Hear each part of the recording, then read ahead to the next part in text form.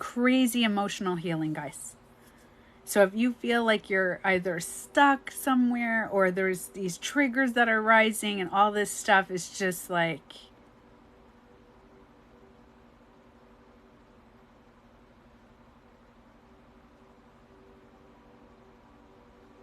oh, I see a lemon. That's what you need. Okay, I'm so confused. I'm in love with my ex-husband. Karmic relationship. Oh man, okay, just that question. That I'm in love with my ex, it's a karmic relationship. If you have this emotional attachment to people and to something, we're not gonna detach or whatever. We're totally doing massive healing in this. I'm gonna upload this live to YouTube. Yeah, all the triggers that we're feeling, massive triggers that you're feeling, we're gonna just head on. Okay. Hi, Sin. I just saw you up here.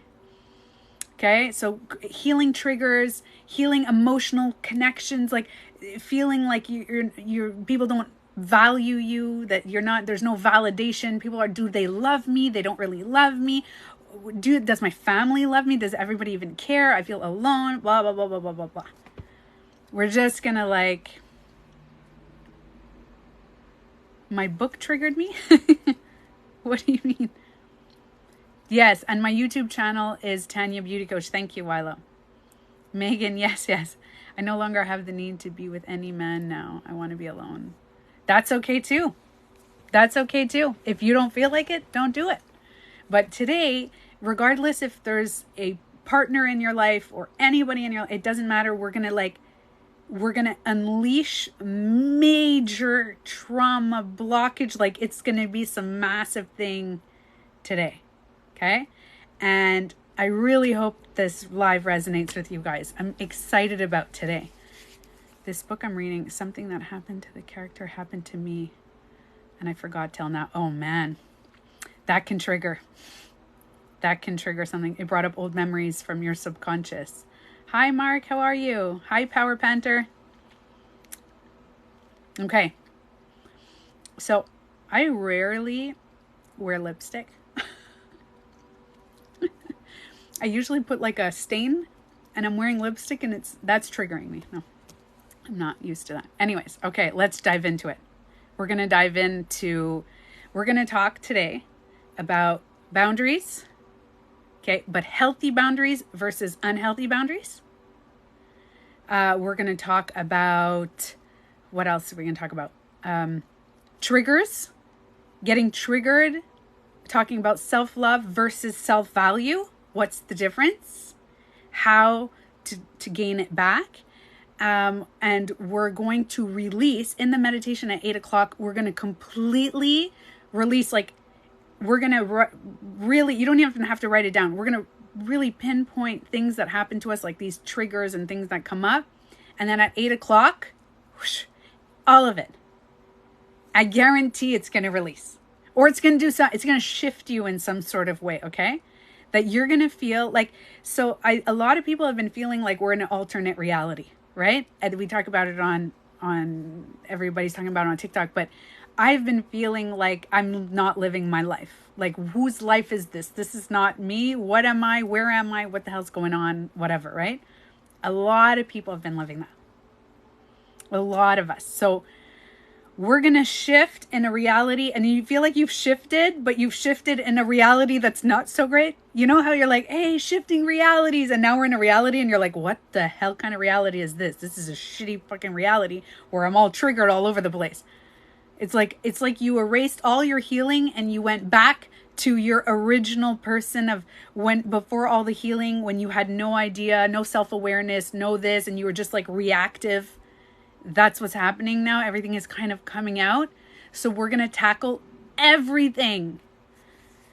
Well, we're going to make you feel not normal, but like we're not going to raise your frequency today. It's not going to be raising your frequency, because right now we're going to bring it to like a neutral frequency where we raise it too high, this is what goes on. So a lot of people raise the frequency, okay? in the last few months, everybody, the self-awareness, everybody raised their frequency. But what happens after you raise your frequency so much and you're vibrating really high and you're like, yeah, like, you know, pandemic's over, everything's good. And all of a sudden, that was like a few months ago. And all of a sudden now it's like slam. So what happens is that you're up on a ladder and then shit, like your parents, your friends, your brother, your sister, your family member, your partner, your animals, your things, everything is just like, it shook your ladder. And now you crashed and everything. Now you're like, oh my God, I'm back to square one. But you're not back to square one. What I'm going to do today is probably remind you of a lot of things you already know. But we're doing a crash course today. Okay? Well, maybe not the pandemic. I didn't say the pandemic's over. Did I say that? I probably said that. I meant like that massive lockdown of the world. So not pandemic. I guess the lockdown, you can call it. That's what's over. Before, when we're locked down, everybody was kind of like survival. And then all of a sudden we had potential. Everybody's like, oh my God, it's going to be a new life, new world. And then people are like, I want a new job. And then the jobs are not coming. I want a great relationship. Your relationship's not doing well. Your parents are being triggered back. Like everything is all this stuff. Okay. So I want to know if you guys hear me properly. Because I tried to change my phone and apparently all iPhone 13 Pro Maxes are crap. So it's like the top phone of whatever and they're all crap. So the audio is good. If it starts to freeze, please let me know and I'm just going to put it on data. But apparently all the phones. I thought it was just me, but apparently I just got a new phone. The new phone's doing the exact same thing. So my husband to the yes. So there's people. Listen to this. There are people. So Megan, I'm sending you my love for you and your husband. There are people. Thank you, Isabel. What you see in me is a reflection of you. Remember that. So people that have been feeling really good and going through this great transformation change are going through almost like, what's the point of living? Like, why am I even here? Like people that were so... I'm good. And everything is like, so it's happening to everybody, guys, everybody, like all these gurus and everybody's going through this massive, like, and even I was watching something about Sadhguru. If you guys are not familiar with him, he does these crazy meditations. Anyways, he's amazing. And he's been doing a lot of like, work on himself towards like nature and stuff. He's going out in nature. He's going out in the rain. He's really connecting with earth because even him, there's a lot of stuff going on with everyone. So if you are getting triggered, you're not feeling valued. You feel like you don't love yourself all of a sudden. You are loving yourself good. And all of a sudden everything is okay.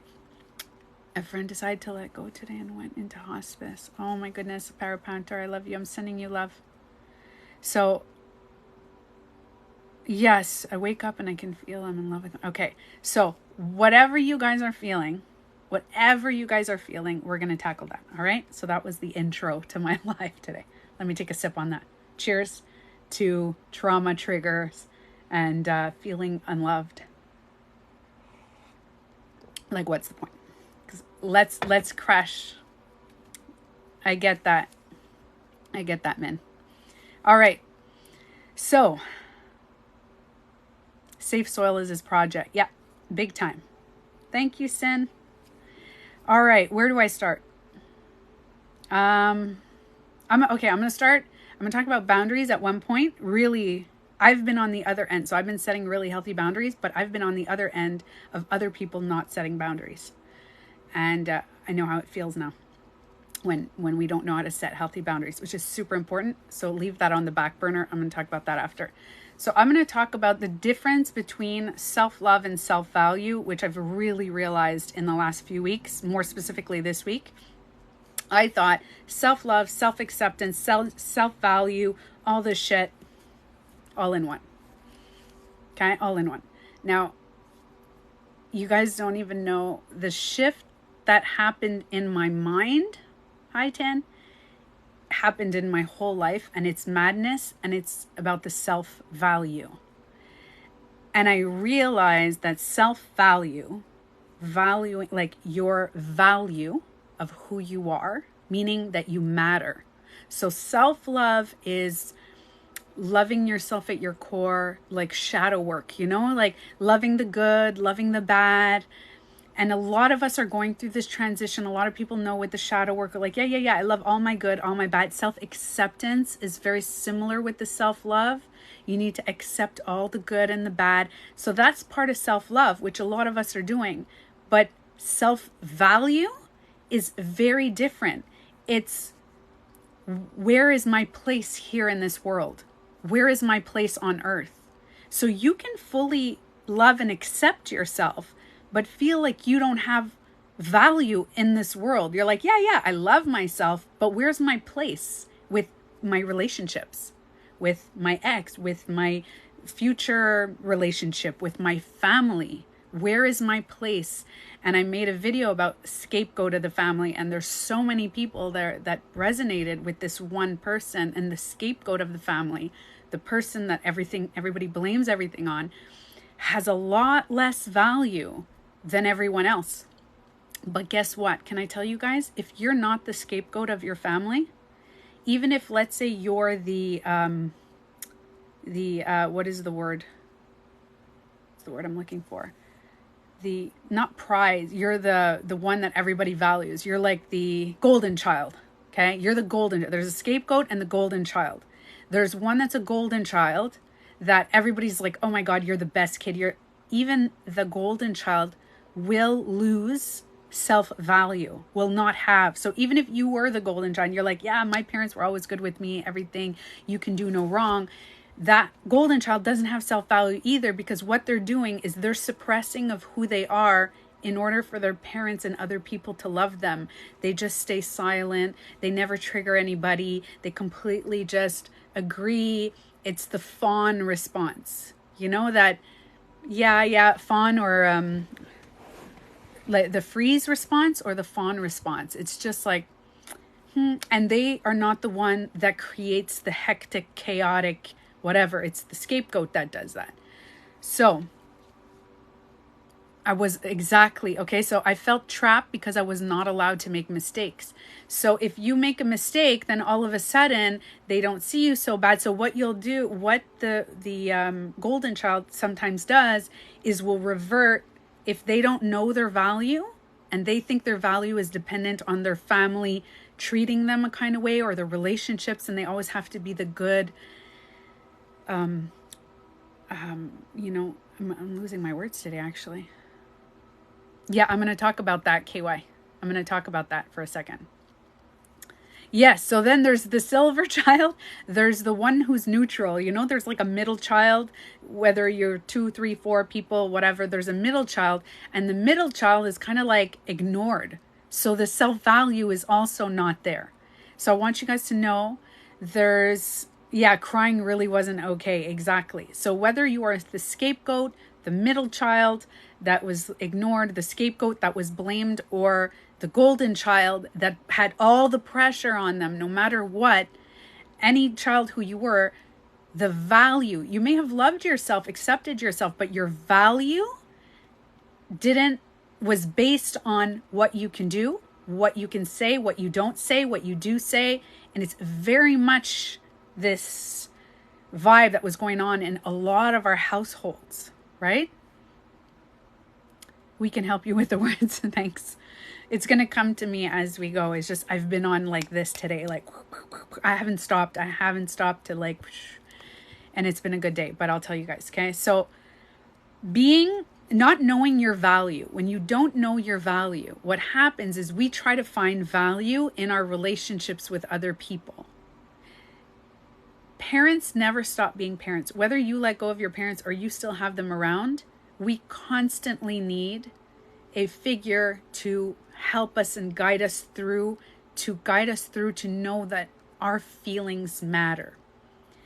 Now, I was the middle child, and everything that I did compared to my older sibling, I was judged. So there you go. So same. Now, this is what whatever I say, whoever's meant to hear this, like I said, I'm going to upload this on YouTube. When you find your value, and I'm going to tell you how you can tell if you don't know your value and if you do. I'm going to give you guys me as an example, because only recently have I not only discovered my value, but my price tag is so high. Now, I went from, wait, I matter. Okay. So this is how you know your value. Okay. If you can test it yourself. I matter. My feelings matter. Right? You know that. Most people, now some people say my feelings don't matter at all. Everybody's feelings matter more. Like my feelings, 0. Right? Hi, Mary. My feelings used to matter a little bit. A little bit.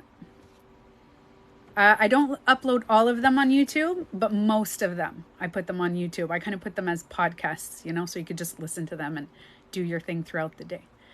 So, all right, Rosemary, this live is going to be very helpful because this is what I used to think. So, Rosemary, I think I gave up finding my value because I feel invalid wherever I go. I completely understand with whoever I was with in my life. I never knew my value. I'm going to give you guys examples. So, I used to be a hairdresser, okay? And I started working for myself at one point. And I didn't charge people. Now, I'm going to give you guys monetary value, spiritual value, emotional, physical value, okay? Think about it all in one thing. So, I never charged clients a lot of money. I said to myself, I always, I want my clients to know that they can come get their hair done, whether they have a lot of money or a little bit of money or whatever, because I want them to feel like they can just go, they don't have to spend like thousands, hundreds and hundreds of dollars on their hair. That would be great, right? That was my thought. And then I had a website that you can book Reiki sessions, like fast forward future, you can book Reiki sessions. I had coaching sessions. I had nails, hair, makeup, all that stuff. You can book all these different things in the salon, and people can cancel within 1 hour. They can cancel, and it was fine. And there was a lot of stuff like this. And I thought this was great, because I'm giving the people the opportunity to cancel anytime. It wasn't a 24-hour cancellation. It was just like an hour, because, things happen, right? Things happen to people. So you give an hour to cancel. But only last week did I realize that my clients' feelings mattered more than mine. My clients' feelings about canceling mattered more than my feelings about canceling. Because here I am, ready for a Reiki session, saged everywhere, waiting. My client doesn't show up, or calls last minute and I'm all ready. And I was like, my clients' feelings about money, paying less, mattered more than my feelings about breaking even. I always just broke even in my life. I never had a lot of money. Okay? Always just sometimes I was I need $100. And then somehow I was pretty good at manifesting. I manifested $100. Or I had a client that was exactly $100. I was always just breaking even. Now I know some people don't. They even less. But I just broke even my whole life. And I was like, as long as I break even, I don't need more. I'm good. And I realized my financial value had to do with my spiritual value, had to do with my emotional value, had to do with my physical value. All my values were their feelings matter more than mine. Everybody's. My friend's business went bankrupt because of the same idea. But what I realize is their feelings matter, but also my feelings matter. So if other people don't value us.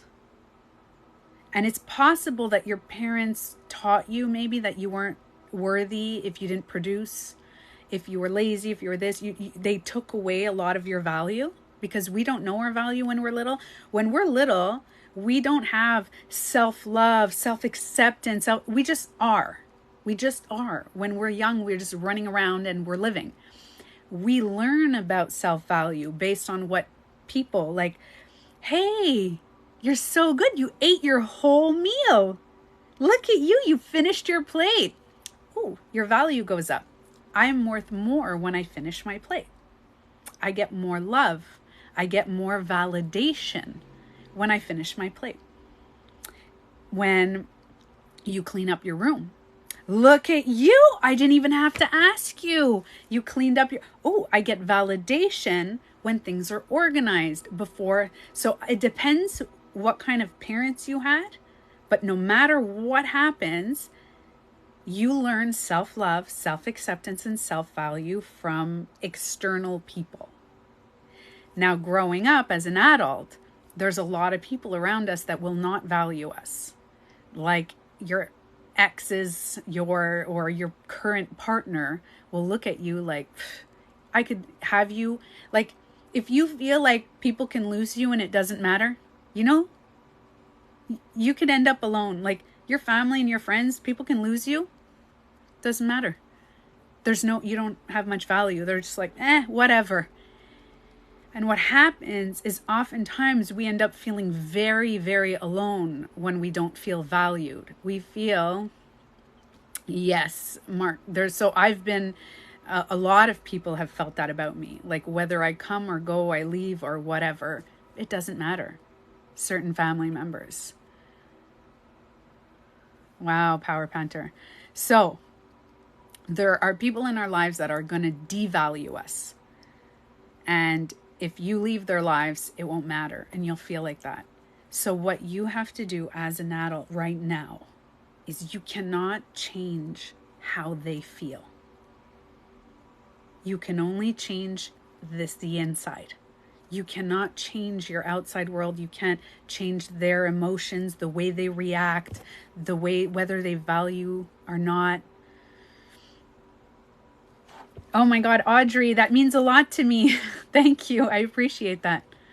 So whether or not you feel like there's nothing you can do, that's what I was going to say. There's nothing you can do to change other people's behaviors and how they act towards you. Okay. So you change on the inside. So Lou, great question. How do you change the inside? Well, this is what we're going to do. So at 8 o'clock today, we're doing a massive meditation that is completely going to adjust your self-value. But I'm going to tell you also what you can do daily for yourself, okay? So you need to sit down with yourself after this live, tomorrow, and throughout the week, and you are going to write down for yourself, what would you like? How would you like people to treat you to give you value? So you're going to write financial value, spiritual value, physical value, emotional value. You're going to write down, this is a whole list of the way you value yourself.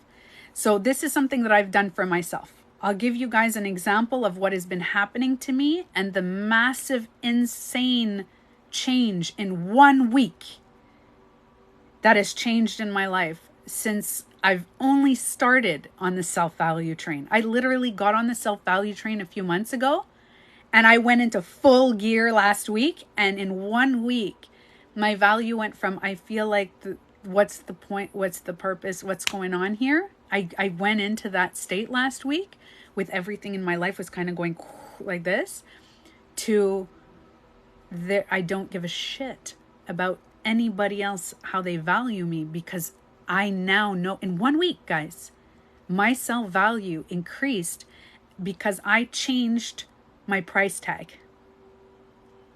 Okay? I completely changed my price tag. And when I say price tag, I mean emotional price tag, my physical price, and not to put a number on it, just that price tag, to know that you're worth, and it's not about finding your purpose. I want you guys to know that it has nothing to do with finding your purpose. That will come. That'll come after the self-valuing, finding yourself, okay? So excited, Mary. Okay, so this is how you start. You're going to write down of what you want financially. So for example, we're going to start with the financial because that's the more 3D kind of thing that most people want in their subconscious, right?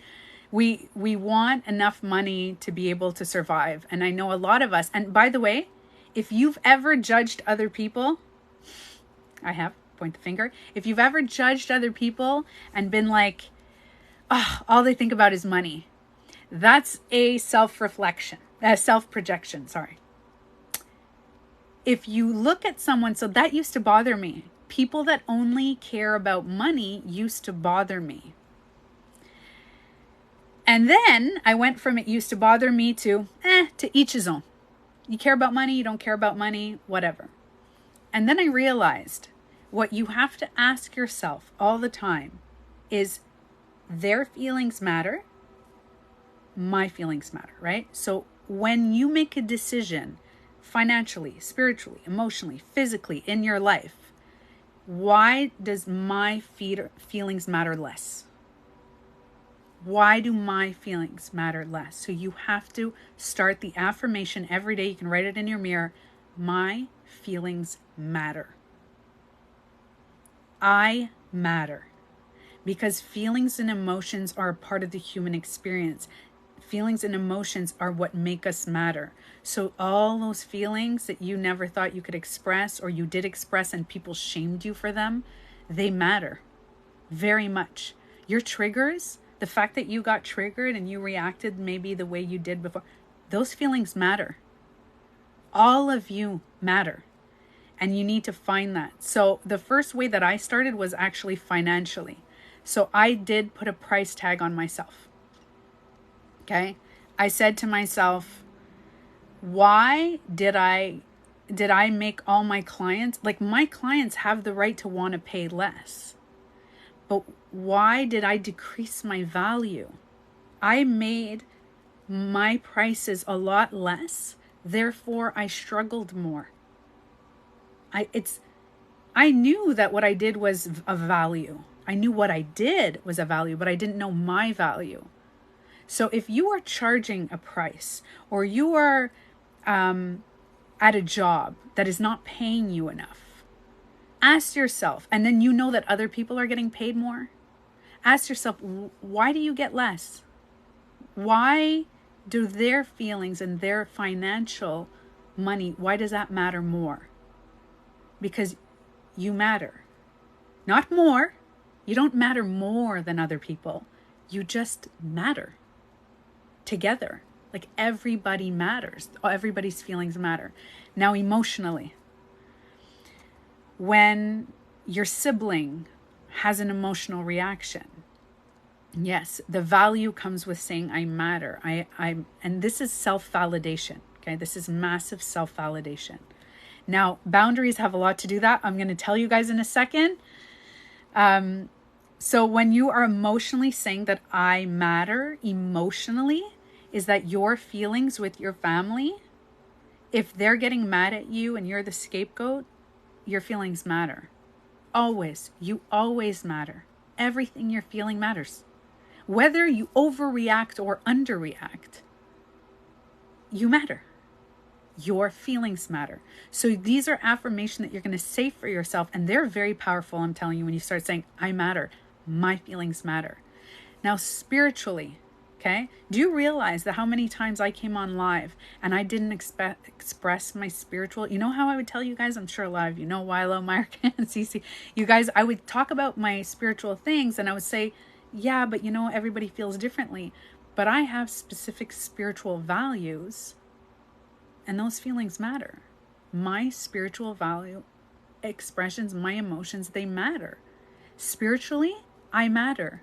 So if you have a hard time meditating or doing something like that, you're worth the meditation. If you have a hard time becoming a little more active, you matter. Your body matters. And oftentimes we think we don't matter. So we start to like yo-yo diet and like we restrict ourselves. Okay. We completely restrict ourselves. We're like, I'm not having any sugar this week. I'm not going to have it. I'm not going to have sugar. I'm not going to have chips. What you're doing is saying my cravings don't matter. So instead of having like a tiny bowl of chips or a little bit of just a small little thing of ice cream, what you do is you suppress it completely within yourself because you're no. Your feelings don't matter. Your body, your craving, that doesn't matter. Suppress. And then what happens is a week later, deprivation. A week later, you eat a whole tub of ice cream.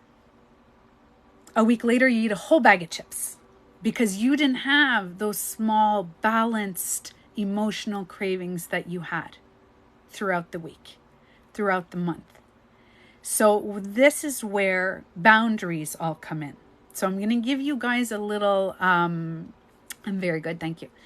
I'm going to give you guys a little rundown of what happened this week, okay? So there's a few things of how I felt like I didn't matter. So my family members, we stopped talking. A lot of people that were very close to me, we stopped talking. And because I'm the scapegoat of the family, remember I told you, I made a video about this, that the scapegoat goes, there's like everybody took a crap in the living room. That's the way I describe it. Everybody takes a crap in the living room. I walk up in the living room. I didn't take the crap. I walk up in the living room and I'm like, oh my God, look, there's crap. It's my fault. All of a sudden, the crap that everybody took, and it stinks and it's disgusting, I took it. I'm the one, it's my fault, not I took it. Doesn't matter. Doesn't matter who took it. Why would you bring it up? Tanya, why would you bring it up? We have to ignore the crap. We have to ignore the big pile of shit that's festering and stinking up the whole family and the whole house and the whole thing. Don't bring it up. We have to suppress everything. The mega, the grand family. Yeah. Just so this happens to a lot of people. You just don't bring things up. We don't talk about our feelings. We don't talk about emotions. So the scapegoat. Hi, Tim. How are you? That's okay. In and out. That's good. So the scapegoat of the family, their feelings never mattered. Ever, ever, ever. Okay. Now, what happened to me is that I brought up something in the family a couple of weeks ago. And I said, hey, look, this. And then now this is what I did. Hey, look, there's shit. Look at the pile of shit. It's really gross. It's stinking out. I have some solutions. How about we each get a pail and we all together dig up and bring out the shit of the house? And the family's like, how dare you bring up there's even shit? This is not right. Like I'm not telling you guys my personal experience of what happened in the family, but that's kind of like what happened. And instead, my family members started talking bad about me. We're like, oh my God, can you believe that Tanya's destroying the family because she brought up the shit? Can you believe it? And they started talking bad about me. They stopped talking to me. And do you know what I did? Now, I was really proud of myself, actually. That's exactly my family. I feel like that's a lot of our family, V. So my family's the same, Cece? Yeah, that's a lot of our families are like this. So what I did is that everybody was like, no. And I'm like, but wait a minute. I have an idea to remove this shit. No, nobody wants to hear it. So in the past, I used to react very defensive. But you guys took the shit. I didn't even take it. What do you guys? And I used to be very defensive. But now with the tools that I've learned, I actually said to my family, I see that you guys are really upset, but I'm not going to get involved in this. And I told you guys the meditation we're going to do at 8:00 is the meditation of what happened to me in that moment. And I said this on my other live, I literally felt a hand on my shoulder calming me down. And my eyes are green, actually. So I felt a hand on my shoulder, and I believe that it was me in the future. I know it sounds crazy to some people, but I believe it was me in the future because I felt my presence. I didn't feel like it was an angel or God or all that stuff. I really felt that it was like myself comforting me, saying, it's okay, don't react. Don't react. It's okay. Let them look in the mirror. So in the past, because my feelings don't matter, right? Or my feelings didn't matter. I used to call everybody back up. I'm sorry, guys. Let's fix everything. Blah, blah, blah, blah. Let's just ignore it. Or can we move past it? Or blah, blah, blah, blah, blah. And now that I've been doing these affirmations of my feelings matter, I matter more and more all the time, I'm valuing myself. I'm valuing my feelings. I'm valuing my emotions. Now I valued theirs. So I said to each individual of my family members, your feelings matter. I didn't say it like that. I said, I see that you're upset and you're angry, and it's understandable. I totally get it. Oh, your feelings also are angry. That must be tough. It's hard, right? I get it. But when you guys are all ready to apologize to me for yelling and screaming at me when I stay quiet, then when you're ready to say that my feelings matter, I actually said that, when you're ready to acknowledge that my feelings also matter, then we'll have a conversation. And I have to tell you, when I leave this area and I left this place, there's a sense of peace that's coming over me because I'm not letting their crappy feelings affect me anymore because of these affirmations. And remember what I tell you, affirmations are not fake bull crap. What do they call it? I forgot the name. People were making fun of like affirmations. You are reminding your mind of what your soul already knows. When you come into this life, you know that you matter. You know you have value. Your soul knows. Your consciousness that's floating around inside you knows your value, your worth, your love, your acceptance, all that stuff. But because of all the trauma and the crap that happened in your life, you forgot. So when you start doing affirmations, you're not fake it till you make it. You're not faking it. You're literally reminding your soul by saying it out loud. You're just bringing your consciousness already knows that stuff. Imagine I say it in a heart, the consciousness floating around here. It's going, hey, I matter. And your brain goes, oh yeah, you do. But your brain might go, no, you don't. No, you don't matter. You don't have much value. You don't have much value because your brain has been telling you and people have been telling you that you don't have much value. So you have to repeat it. And I'm telling you, it took me 1 week, guys. 1 week of every day saying, I matter. My feelings matter. And all of a sudden, but you can't say my feelings matter the most. My feelings matter more. You have to understand that even though they may be narcissists or they may be toxic people or they may be hurt people or they may be regular people, their feelings matter too. But they believe, there's a lot of people that believe their feelings only matter and yours don't. Okay?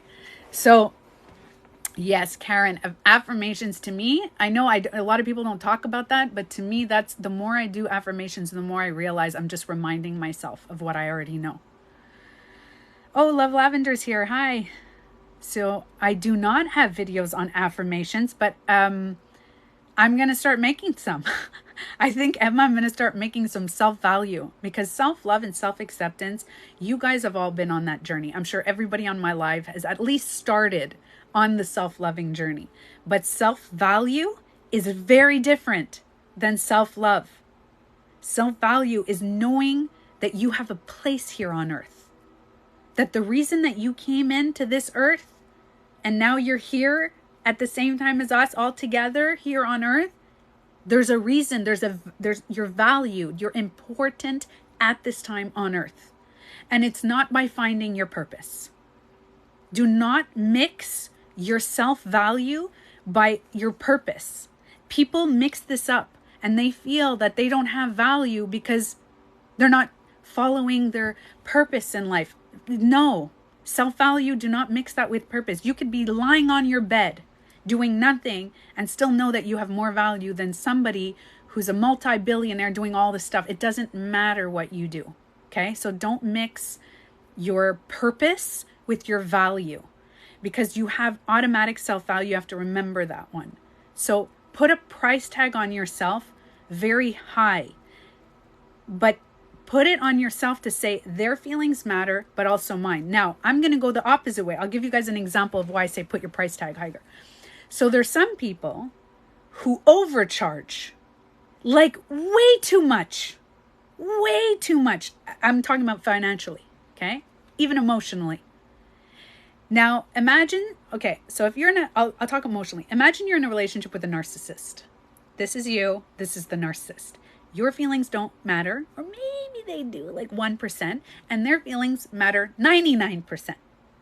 99%. My feelings matter. You don't matter. You never mattered. What happens is you don't have any value. So you're going to live in emotional poverty by feeling like nobody cares about you. Nobody gives you value. You're going to physical poverty.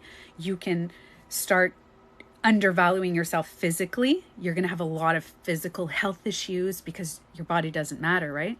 Your body here on earth doesn't really matter. You're going to feel a lot of financial poverty because the 99% has more, because their money matters more than you. Their value is so high that is higher than yours. So I want you guys to remember, when you raise your value, you can raise your value and be richer financially and emotionally than everybody else. But what you're doing is what you don't want other people to do to you. You don't want to, by raising your value higher than everyone, you are devaluing other people. I know people that have a very high sense of value. And I have to tell you, a lot of people around them feel like shit. They think they're better. Not just financially. I'm talking about emotionally. Or a good-looking person who is egotistical good-looking. Do you know those? They walk around like, you're ugly, you're fat, you're too skinny, you're like, those ones, they devalue others. Because everybody, it's like this. So if you want to find a balance where you are financially very successful, physically very successful, have good health, good, like a good body that works well for you, for your life, where you have emotions that are balanced, you have to say, my feelings matter and also your feelings matter. So it has to be equal. You have to understand that other people's feelings matter and they matter and you matter. Other people don't matter less than you. Some people say, well, stupid people don't matter. Then you are going to live in a poverty of another way because you're seeing that they don't matter. So everybody has a place. So if you for yourself feel like you don't matter, raise your price tag, write it down, write down emotionally. I matter. My feelings, my emotions matter. My physical self matters. My spirituality and my beliefs matter. My financial status matters. Remember, if you are not charging enough in your job for people, or you have a tiny paycheck that is not even getting you through and you are constant in struggle, ask yourself, why do their feelings matter more? Why financially do they matter more? Why are they getting paid more? Why does this person matter more than you? Okay? So my boundaries matter. Now I'm going to get into the boundaries. So right before we do this massive meditation that's going to completely shift our value of ourselves, I did this meditation last week. And before I talk about boundaries, I'm going to tell you guys a little backstory. I've been working on the self-value, financial, physical, emotional, and spiritual. I'm doing all of those. And can I tell you that I've made more money this week in my work, working less, like working smarter, not harder. Last week I was walking. I was in Toronto last week and I was we walked alongside the water and there was like $1 million condos on the side. And I was like, oh my God, it's so beautiful. They were beautiful condos and they were overlooking a beach with the water. And I was like, and you see the rabbits and the thing. And I was like, because I live around a lot of rabbits, a lot of things. We don't overlook water, but I'm looking currently for an apartment. So I'm looking around and I haven't found any. I've been looking for an apartment almost 3 weeks. I have not found an apartment. I'm like, oh, I was so devastated. But I was picturing myself in the loft like that, overlooking the water, drinking my tea. Love my morning tea, and then doing a meditation. And then when I opened my eyes, I could see the water. And I was like, oh my God, this is so amazing. I was like, and that mixed my visualization mixed with I matter, my feelings matter, my financial status matters. Now I think that I'm valued. And now people around me, remember I talk about self-projection, which I'm writing a book about, by the way. I'm talking about self-projection. What you see in the world is a reflection of you. You have to give it to you. So I want other people to see my value, because I have to tell you, not many people see my value. Online, a lot of you guys do, and you've helped me with that. And I wanted to say thank you, by the way. I said it on my last live. I'm saying it again. I know that TikTok, the outside world, should not give you any validation. But when I got messages about people telling me how I helped them find peace before death or with cancer, or people wanted to unalive themselves, and now I'm, Tanya, you've changed my life. I started feeling a little valued. I was like, wow, I matter. I do matter. I am valued. So I think that was the start of my self-value journey, is I was starting to get value from other people. But, thank you, Cece. But in my family or in my friends or some people that I knew that were close to me, they were like, I've lost friends that never even looked back at me. They didn't even give a shit. They're like, oh, well, yeah, too bad. And it's like, you don't care to lose me? You don't care at all? Like, it's just, that's it, I'm gone? Well, that's fucked up. So I would think that. And I thought, if I want other people to value me, I need to value me. And that's why I'm telling you guys, in the meditation, you have to practice these affirmations every day. And in the meditation that we're going to do, it's going to be a massive shift. This is the meditation I did last week. And in 1 week, everything went like this. Actually, I could say in 2 days, 2 specific days, my whole, like, just to give you guys an example, I am moving out of, my dad got sober. And because he got sober, I moved in with him. I thought that, we can get a house together, blah, blah, blah, blah. Okay. My dad was very toxic when he was drinking and drugs and all that. And I thought that would change. It did not. He did not do any therapy, AA, all that. I did a lot of work. He has not. So he takes his, congratulations to my dad, but he is like covert narcissist. So he gets extremely aggressive, extremely, whatever. So I've been working on self-value. My dad left for 1 week while I'm looking for apartments, and he comes back. But I made up my mind. I'm going to talk about boundaries. This is where I set my boundaries.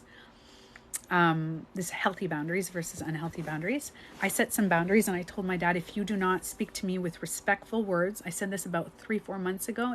4 months ago, if you do not speak to me with respectful words, I can't live here. I had a nice talk, very calmly. It wasn't like, if you don't say, it was very calm. Like, it was in a good state. And my dad promised me that he would make an effort. And he did not. He tried to make an effort a little bit, and he did not. And he called me names. He talked bad about me.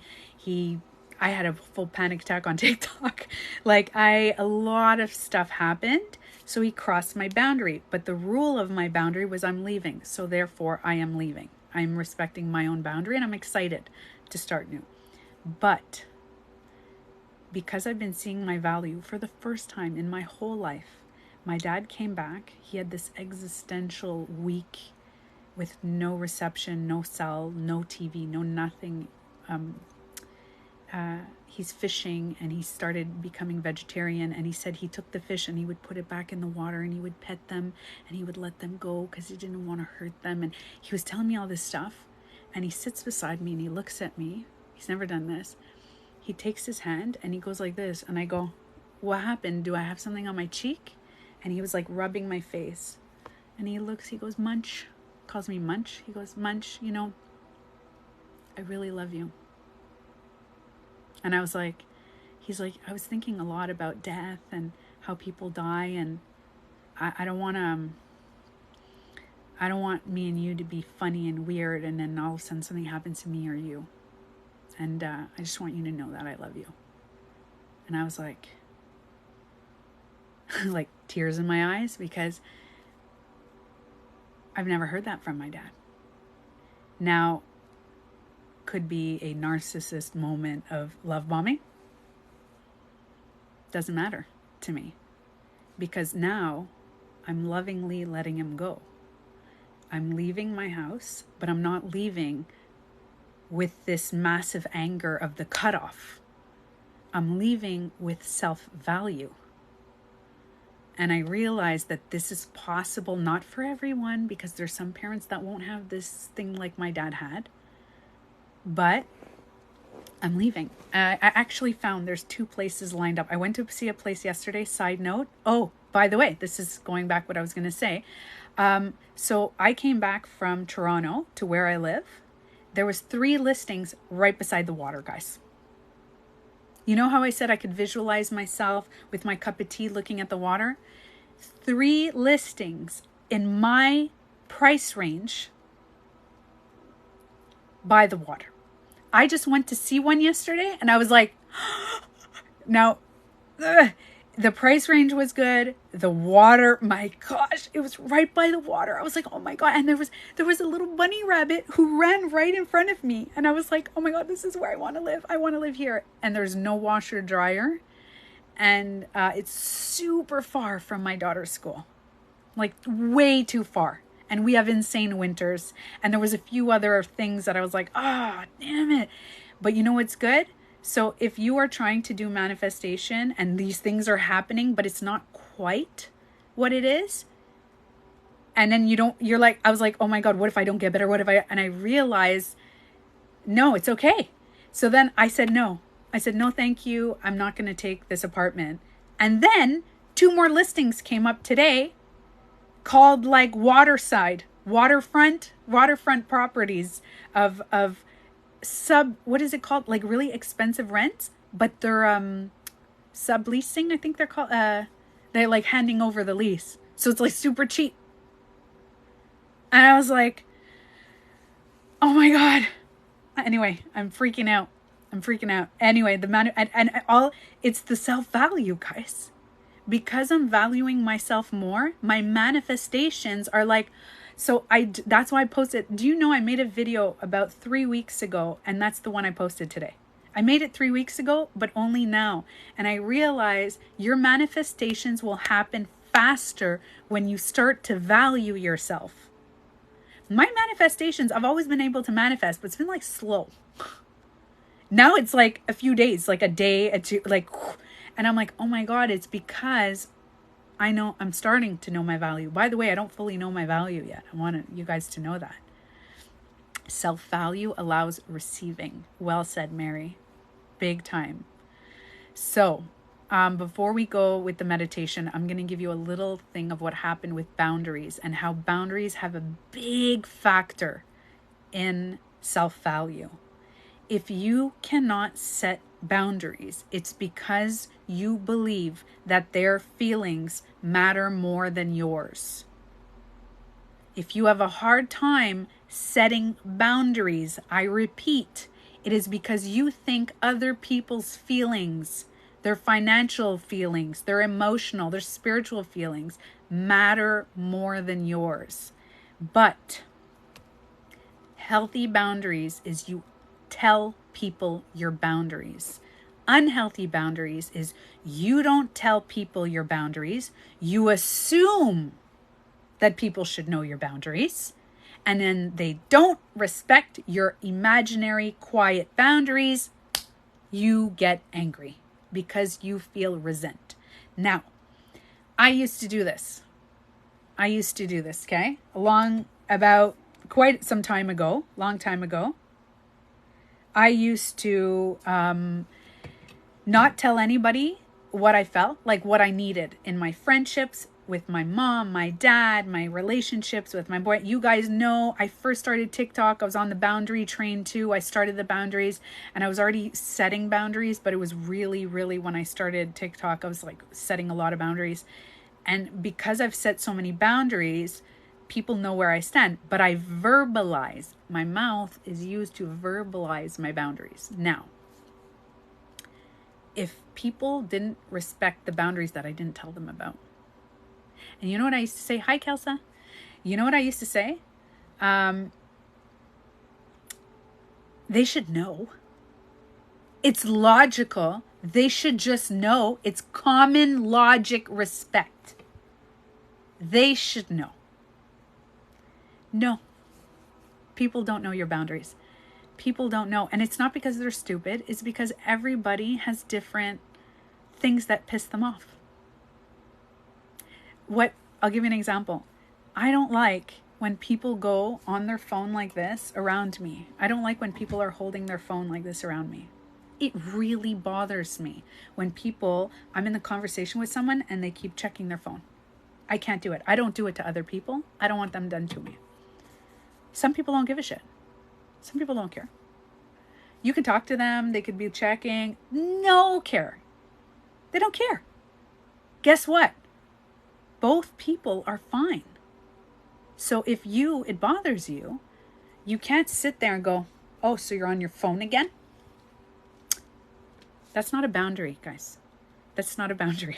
I used to do that. Oh, so yeah, you're on your phone. Oh yeah, you're on your phone. We're going to start the meditation at 8:10. Okay. I'm going to go a little bit more about the boundaries because it's important for the meditation. Okay. So it's passive aggressive. It's sometimes, it becomes a little bit, or like sometimes it's not passive aggressive. And I'll give you an example for my boyfriend. So I used to set boundaries like that. I didn't say anything at all. And then when it's not disrespectful, Mark. That's the thing. To you, it's disrespectful. To me, it's disrespectful. But to other people, it's not. To think that everybody thinks something is disrespectful, that's when we don't set our boundaries. We don't set it. Non-confrontational. Exactly. So now I'm going to tell you guys, because it's more recent, I'm going to tell you not what I used to do. I'm going to tell you what my boyfriend recently did. Okay. So my boyfriend doesn't set boundaries. He does not.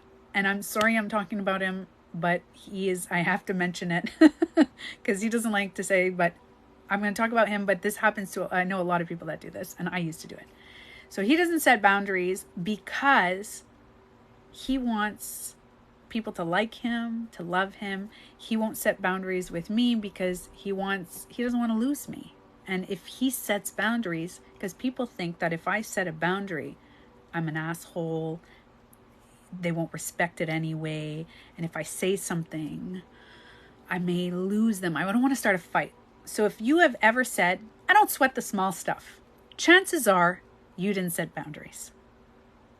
So when you don't sweat the small stuff, picture yourself taking the small stuff and putting it under a rug. Or take the small stuff, somebody does something and you're like, don't sweat it. You're taking the not sweat it and put it in your subconscious. And now it's here. And you push it down. And then they do it again. And they do it again. And they do it again. And it's going here. And now it gets to here. And here's where the resent comes in. And you're like, no, push it back down. Push it back down. Oh, resentful. Fucker is still not picking up their laundry. It's fucking hanging around, not doing the no, push it back down. I'm not going to say it. No, it's fine. I'll do the dishes. Fine. It's fine. I'll do the dishes. It's fine. Fine. I'll do the dishes. I did it. And then months go by. And then you never do the dishes. I get it. And it comes up on the stupidest thing. Resentment grows. The more you sweep it under the rug, which under the rug means under your subconscious, and you push it down, it's going to come out. It comes out. It's going to come out. It's going to come out. So if you are somebody that never really gets upset, and you're like, no, come on. Don't even didn't. No, it's fine. It's fine. Do it. It's fine. Da, da, da, da, da, da, da, da. And then all of a sudden, somebody does something and you're like, oh yeah? Well, last week you did this, and this week you did that, and that week we did this, and da, da, da, da. And now, you know how I was the recipient recently of someone who didn't set boundaries. Okay? Literally how my relationship ended. Oh my goodness. So listen, we don't set boundaries, right? So here I am. My boyfriend never says anything to me. Just, no, babe, do it. Fine. No. I'll do it. Never, because he wants to be the nice guy. He wants me to love him. He doesn't want to lose me. But guess what?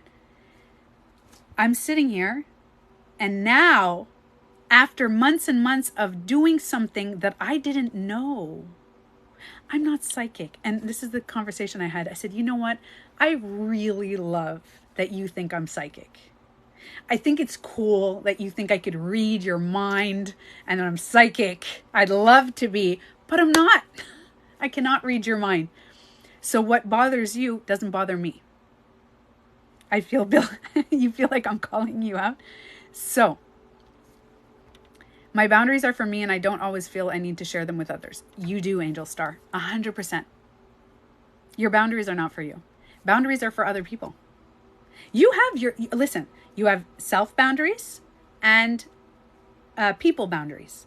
So self boundaries have to do with overeating, being kind of like sometimes lazy or work-wise. There's a couple of boundaries that you have to set with yourself. You don't have to share those with people. Those are self boundaries. But with other people, you need to tell them, because people don't know. And I'm telling you guys, I'm going to give you guys the recipient. I said to my boyfriend, I'll tell you how to share boundaries in a second. But I said to my boyfriend, if you don't tell me your boundaries when you first get upset, okay? Now picture this. This is something that bothers him. It bothers him. He took it and he goes, it's fine. And he put it in his subconscious. And then I did it like 30 more times. And then, right? But if he would have taken what bothered him and said it, it would have been kind. Because it's just like, oh, hey, this is bothering me. The balance. Oh, hey, I don't really like when this happens. Can I set a boundary right now? Can I do that? I'm going to set a boundary. That's all you got to do is, you know what? And not when you're angry. Don't ever set boundaries when you're angry. That's not a boundary. It's just ultimatums. Just when something bothers you, filter it, process it, and then talk about it as it comes. Now, do you know what you're doing when you're setting a boundary? Okay, I'm going to show you, okay? So these are all family members. Okay, all your family members. Now, I'm going to put this as me. I'm the thumb, okay? This is my boyfriend. And he has all these family members. Same thing applies to me, okay? If he says, hey, this bothers me, I don't like it. That's my rule. That's myself. He is giving us a chance to respect his boundaries. He's giving me a chance to... Now, I'll give you this weird boundary that... Okay, so one of the boundaries, I'll give you an example. He doesn't like when my cat comes over and scratches the furniture. So what I do, listen to this. So what I do, it's a stupid little boundary, but it's important. So what I do is I put the blanket over the couch so my cat just scratches the blanket. And it's my blanket. Also, his house has been fully renovated by me. So in my head, my cat, the hair, whatever, I'll just clean it up. It's my stuff. I don't sweat that stuff. That doesn't really bother me when the cat scratches. Okay? My boyfriend is triggered by that, and I never knew. Never knew. He never told me. He just said, hey, you know, your cat scratched it. You know, your cat, your cat just... It's not passive aggressive. He literally took something that was bothering him and went, oh yeah, oh, so are you gonna cap the nail? Like, you could put the cap. Did you ever hear about the cat? Oh, So what he's doing is trying to be the super friendly da-da-da-da guy. Do you know he has the right to be fucking bothered by that? He has the right. He completely has the right to be bothered by it. It's as furniture. He doesn't want it. He doesn't want. So he did not allow me to respect his boundary. First of all, I wouldn't have brought my cat, or I would have put those little, the sticker things that you put on the nails, trim the nails. There was so many things I could have done, but I didn't know. So again, here I'm the thumb. If you say to people what bothers you, you're not an asshole. You are knowing your value. Your feelings matter. So when you say to someone, hey, this bothers me, you're saying my feelings matter. This is intertwined with self-value. So he thinks that my feelings only matter? So I can still bring the cat, I can still do that, and his feelings don't matter? No. Okay? Now, exactly. So Fast Cat, good name too. This is where I was going to say, this is the rest of the family members. Now, some people, when you say, but you can't, now remember, the way you state a boundary is not, you know what kind of bothers me? Like, you could put a little cap on it, like that. That's not a boundary. You didn't set a boundary. You're showing the other person you don't really care. You don't really care. Okay. So that's not setting a boundary. Number one. So if you've ever done that and then people crossed that, you didn't set a boundary. Number two, passive aggressive comments are not a boundary setting. That's unhealthy boundaries. These are two unhealthy setting boundaries. Okay. So if you look at someone and go, like for example, for me, meditation starting in 5 minutes. Okay. So if you, for me, are like me, what I used to do is, oh, really? You're going to go on your phone again? Because you're going to do that while we're eating. You're going on your phone. I see. All right, fine. Go on your phone. No, it's fine. The passive aggressive, that's not a boundary. I didn't set a boundary. So what I did when I learned about boundaries, I sat with my boyfriend and I said, hey, when me and you have a conversation, I need you to put down your phone. I need you to do that. I need you to remind yourself. I don't want to have to remind you. Okay? I need you that when we sit and we're having a deep conversation to there. Then my boyfriend, let's say, at that moment when I told him that, he goes, yeah, but sometimes I forget. I said, so do you want a code word? He goes, yeah. So we say tippy toe lemon tree for anybody who's seen Seinfeld. He's like, all right, let's go. So not long ago, we were in Toronto and he was just kind of like in his zone. He's on his phone. I was like talking to him and I go, babe, tippy toe lemon tree. He goes, ah! And he puts it down. I just gave him the chance to not get, I didn't get angry. Hey, tippy toe lemon tree, babe. Oh shit, sorry. Now, there are some people, because I have 5 minutes to the meditation, there are some people who won't respect your boundaries. There are people that you will sit and say, hey, like my dad, Dad, I need you to speak to me with kind, loving words. I need you to not talk bad about me, and I need you to not say bad words to me, and I need you to respect me. And my dad didn't. My dad couldn't. So, because I value myself, the relationships that are meant to be respectful and strong in your life, they will stay. And I think a lot of people don't want to set boundaries because they think they're going to lose people. But you know who you're losing? You don't have to lose them. You could just distance. Like, I'm not losing my dad. Okay? I'm not losing my dad. I created a relationship. We talked. But I am going to lovingly love him from a distance. I'm going to move. I'm lovingly loving from a distance. Now, if you're with a partner and you're scared to set boundaries, now you have to say it yourself. If you don't want to set boundaries with your partner because you think they're going to not respect them, and then you're going to say, okay, if you don't respect them, then I have to leave, and you don't want to leave, you have to ask yourself, why do their feelings matter more than yours? Why is it okay for them to not value your feelings? It's not because of you. It's never because of you. Other people that don't value you has to do with them. Like I said at the beginning, it's because they feel that they are so much more valuable and they're so much more. But you know what? People that try to go higher think that if you don't feel that you're equal to everyone, because we all take shits, we all pee, we all have the same feeling, same emotion, we're all different, but we're all the same, right? If you think that somebody is higher than you, that means that the person that thinks somebody else is higher than them. So they will feel lesser to other people. They may feel higher than you, but they'll feel lesser. And there will be a constant power struggle in their life. And that's about them. That's about them. That's not about you. Just like rich people. Then there's somebody richer, more successful. And they're, oh my God, I got to be more success. And it's constant battle. There's no balance in your life. So, okay, now that it's 8:08, we're going to start a meditation, and I'm recording this live, and I'm going to record this meditation. Side note, for those of you who want, I have a new app.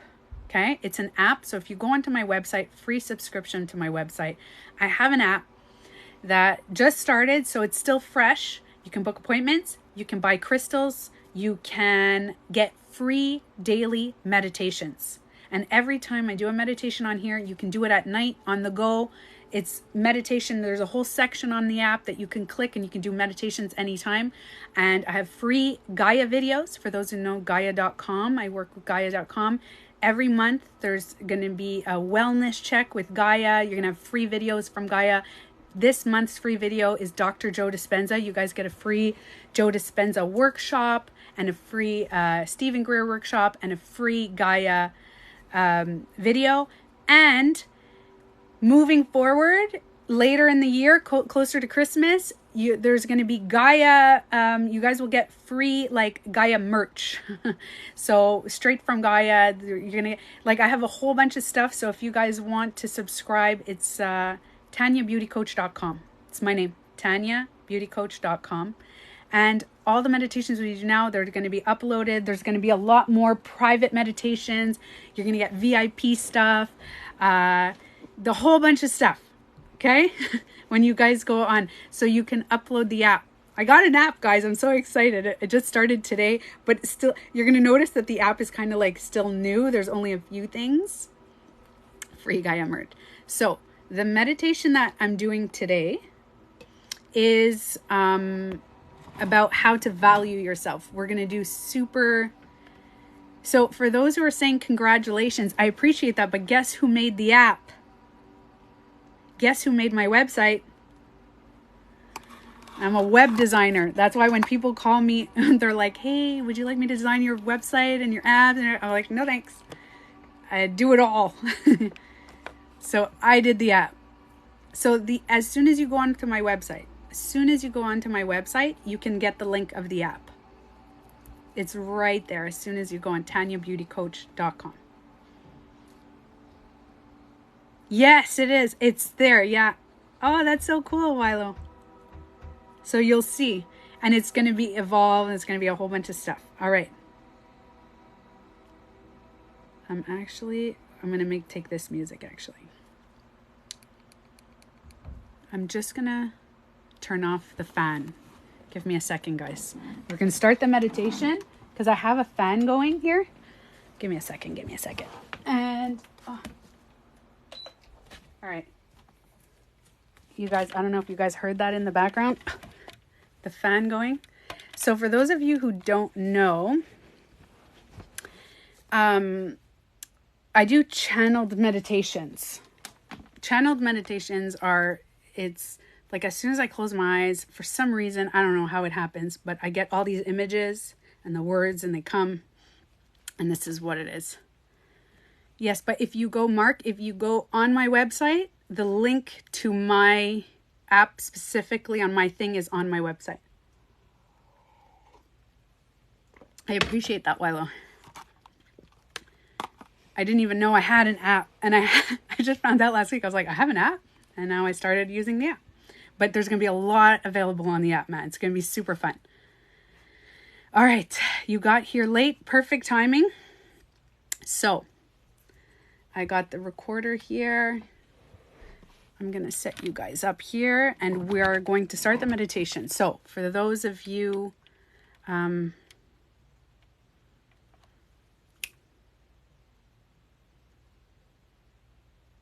we're just going to make sure it's quiet here because my dog, sometimes they start licking themselves. I can't deal. In the middle of the meditation, no. So if you can't do the meditation now, no worries. It's going to be on the app. I'm going to upload it on there and you'll be able to do that. Okay. So give me a second. Let me just make sure I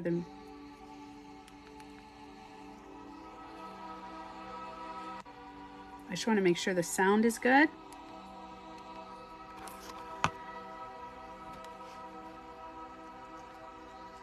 Yeah. All right. So this meditation is about finding your value. You're going to hear those little sounds. Finding your value.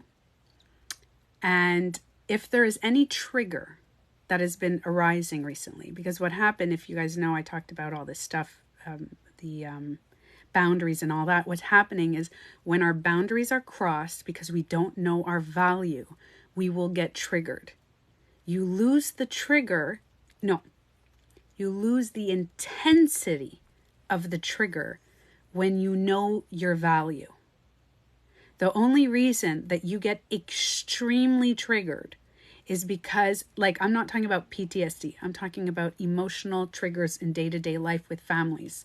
The only reason you get these massive, explosive, or internally explosive or externally explosive is because you don't know that your feelings matter.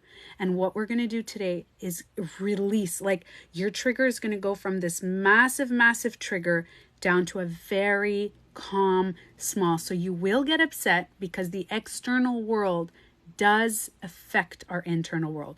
When you go outside in a rainstorm, you're gonna get wet. Okay? It's gonna happen. You're gonna get affected if somebody hits you, if somebody smacks you, or verbally attack. You're gonna get affected. We're human beings. But what we're gonna do is make it a small effect. Like, hey, So you'll be able to internally self-reflect. Yeah. And it's not going to be suppressing. So some people, they don't react, but they suppress. There's going to be no suppressing, and we're going to release the emotions. So let's get started. Again, this meditation is going to be on my app, and you could sign up to my website, TanyaBeautyCoach.com. Hello. Okay, just checking my speakers. So you're going to sit down, okay? Quietly. If you have earphones, it's even better. And this is going to be a very profound, deep meditation. So if you're ready to release, please do not hold back tears or anger or any of that. We need to release outside of our body what is stored inside our body.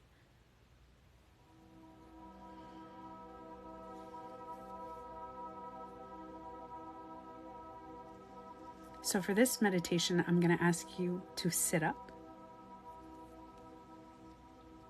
to have your spine straight. And we're going to get a little bit uncomfortable. And it's okay to cry. It's okay to get angry. We're going to release everything that we feel inside. Let it out. We're going to find our value because you matter. Close your eyes. Sit straight. Take a deep breath in.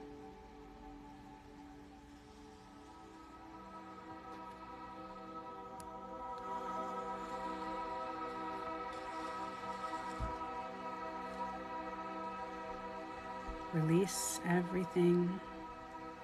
Relax your body. Another deep breath in, deep. Inhale, expand your chest. Exhale and release. One more time, deep inhale. This time, a little bit more. Hold it. Exhale and release. In this meditation, I would ask you to raise your head just a little bit. Just a little, not too high. And bring your awareness to your breath.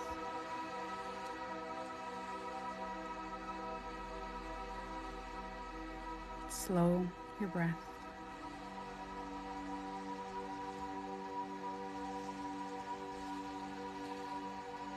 Now, anytime you feel or hear something happening outside of you,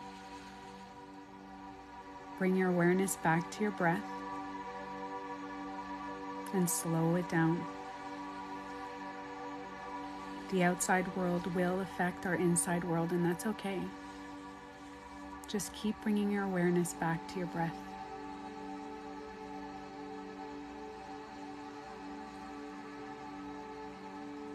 Now bring your awareness to your feet.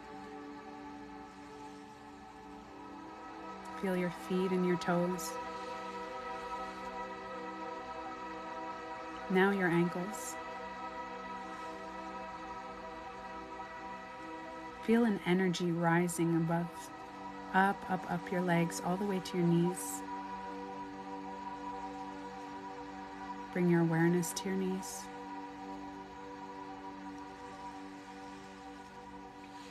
Now feel the energy rising higher and higher up to your hips, surrounding all around the base of your spine.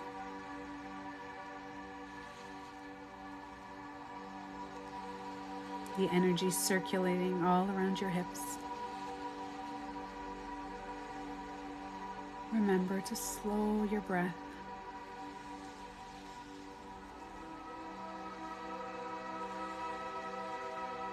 Now feel the energy going up your stomach, lower abdomen, the back of your spine and the bottom, all the way up, a little higher, up to your belly button. Feel the energy all around your belly button, all around the lower part of your back.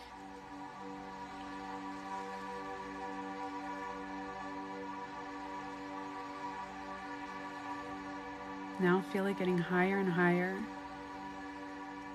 all the way up to your heart.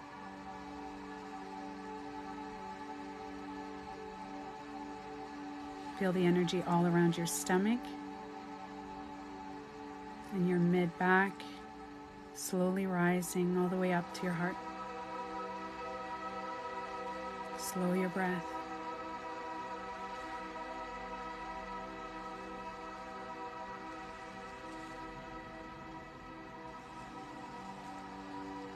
Now feel that energy in your heart all around.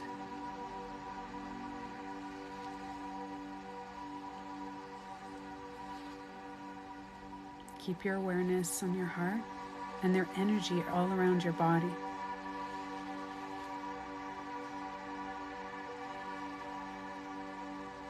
Bring your awareness to your arms.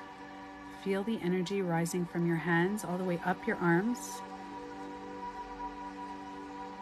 to your elbows, all the way up your shoulders, up to your neck. Now sometimes we get stuck here, so I want you to take a deep breath in very slowly. And as you exhale, let out a sigh. You're going to feel the energy pretty tense around your neck. So again, deep breath in, slowly. Feel the energy around your neck, and again, let out a sigh. And we're going to keep our awareness around the neck. This is often where we feel the energy stored when we want to express ourselves. So remember, the energy of the heart is going all the way up to your neck. So bring that loving energy to your neck. If you need to place your hands on your chest, you can do so, if that makes you feel better. But we're going to stay in the silence in this moment around our neck. and you're safe. Slow your breath.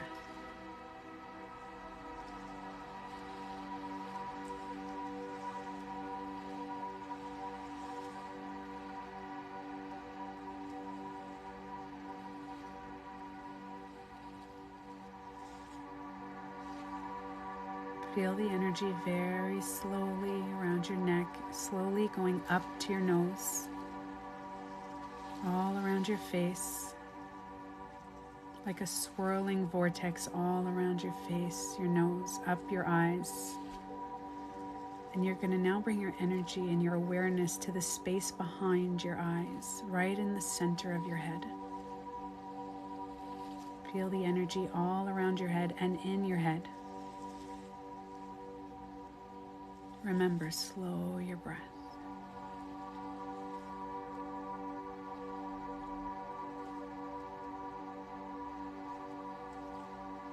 If you have a hard time focusing on this center with your eyes closed, you can look towards the center, right, the space above your nose.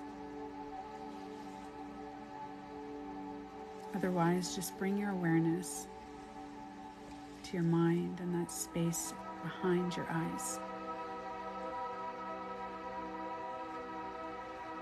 Slow your breath.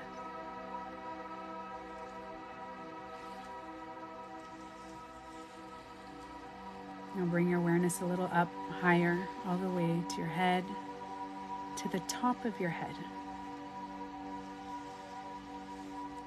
And some of you may feel an energy coming out of your head. This is just releasing all that energy from your body.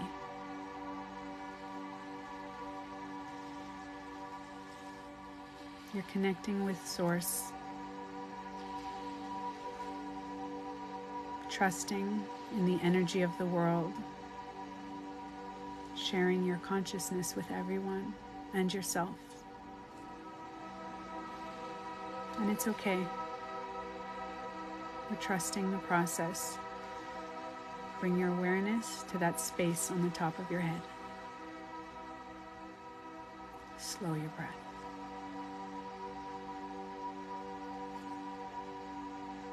Now, as you do this, remember to relax your jaw, your neck and your shoulders. Bring them down.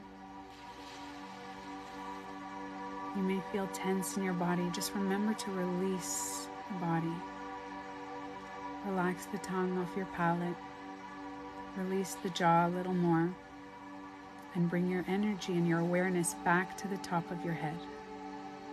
And stay in this moment.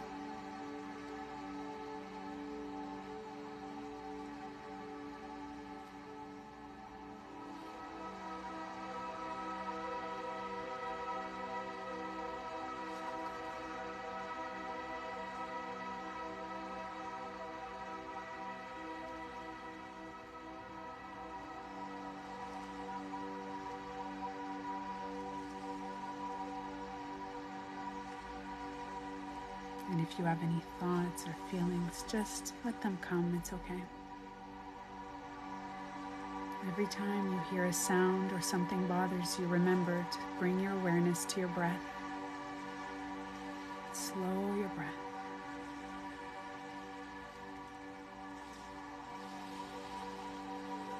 Now, in your mind's eye, I want you to imagine and see yourself, a younger version of you. In the distance, standing alone.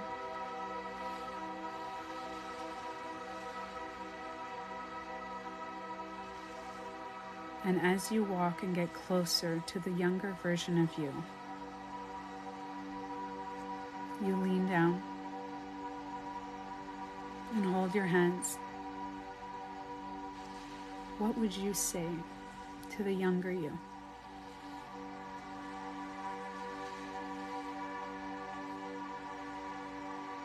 Open your arms and you give the younger you a very big hug. Stay in this moment.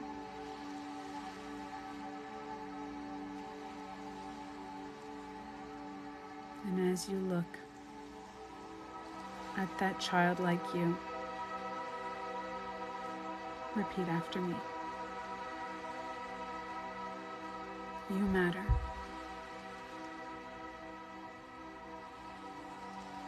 Your feelings matter.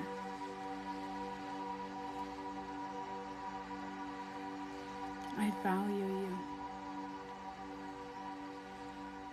I love you.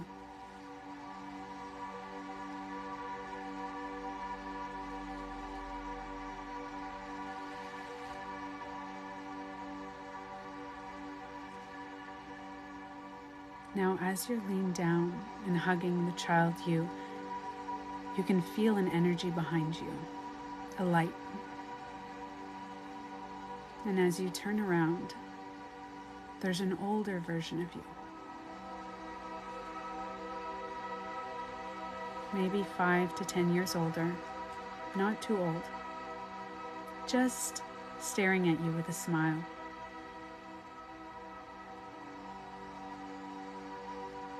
And the older you has their hand on your shoulder. And as you turn around, you slowly stand up.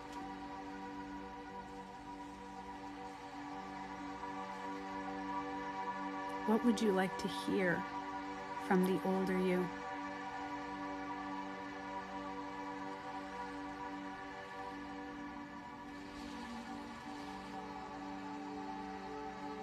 Put your hands out. Hold your hands.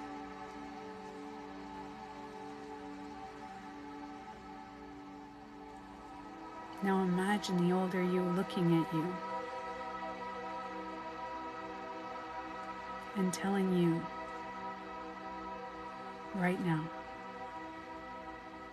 you matter. You matter. You matter.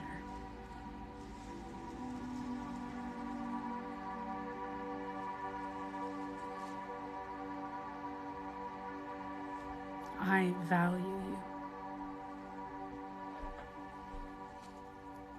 You are allowed to feel.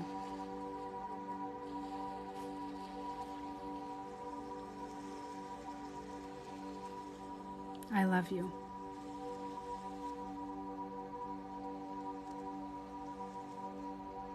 Now give yourself a big hug and know that you will always be there for you.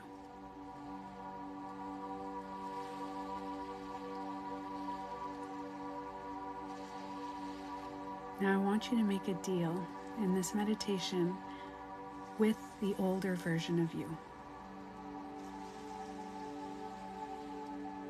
To know that every time that you're in a situation where you feel like you don't matter, your feelings don't matter, and you're not validated, that you know that the older version of you is right there beside you with their hand on your shoulders.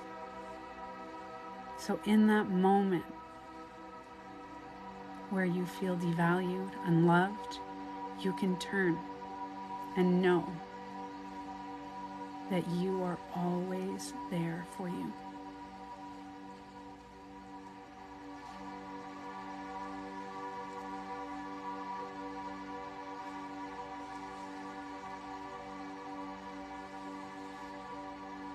Now, as you look at the older version of you and the child version of you,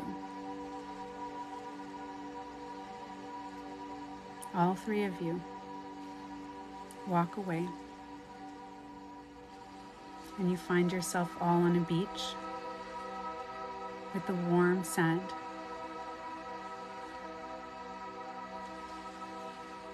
And you're holding each other's hands, and as you sit down on the sand right close to the waves of the water,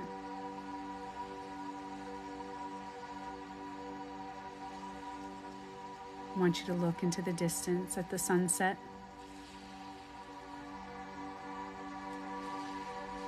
And right now, in this position that you're in, place your hands on your legs, palms facing down.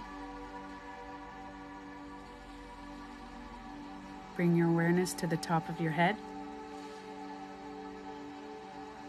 Take a deep breath in and exhale. Relax your forehead, your eyes. Feel the energy going down your body, down, down.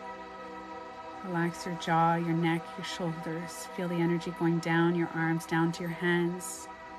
You feel your hands on your legs. Feel the energy going down your neck, shoulders, chest, back, all the way down to your hips, all the way down to your knees, down to your feet. Wiggle your toes. Now slowly move your head side to side, very, very slowly.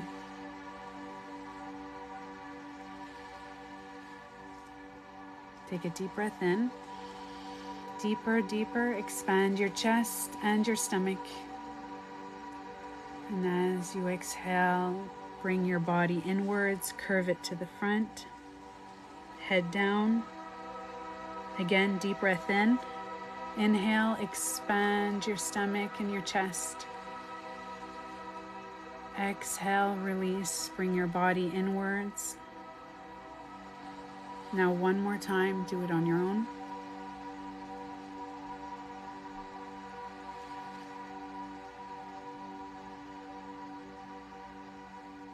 Now I want you to stay in this moment, and only when you're ready, slowly open your eyes.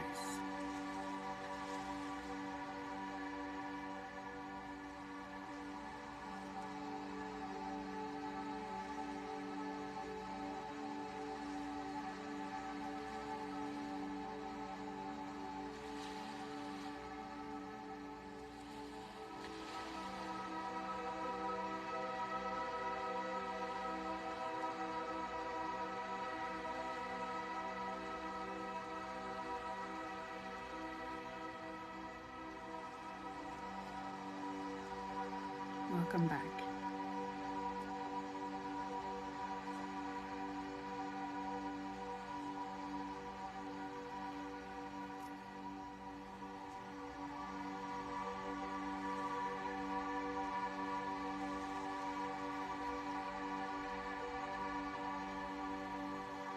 Thank you, Cece.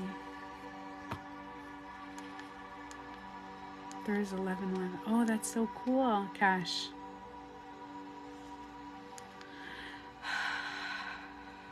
Now, you may feel tense in your body, okay?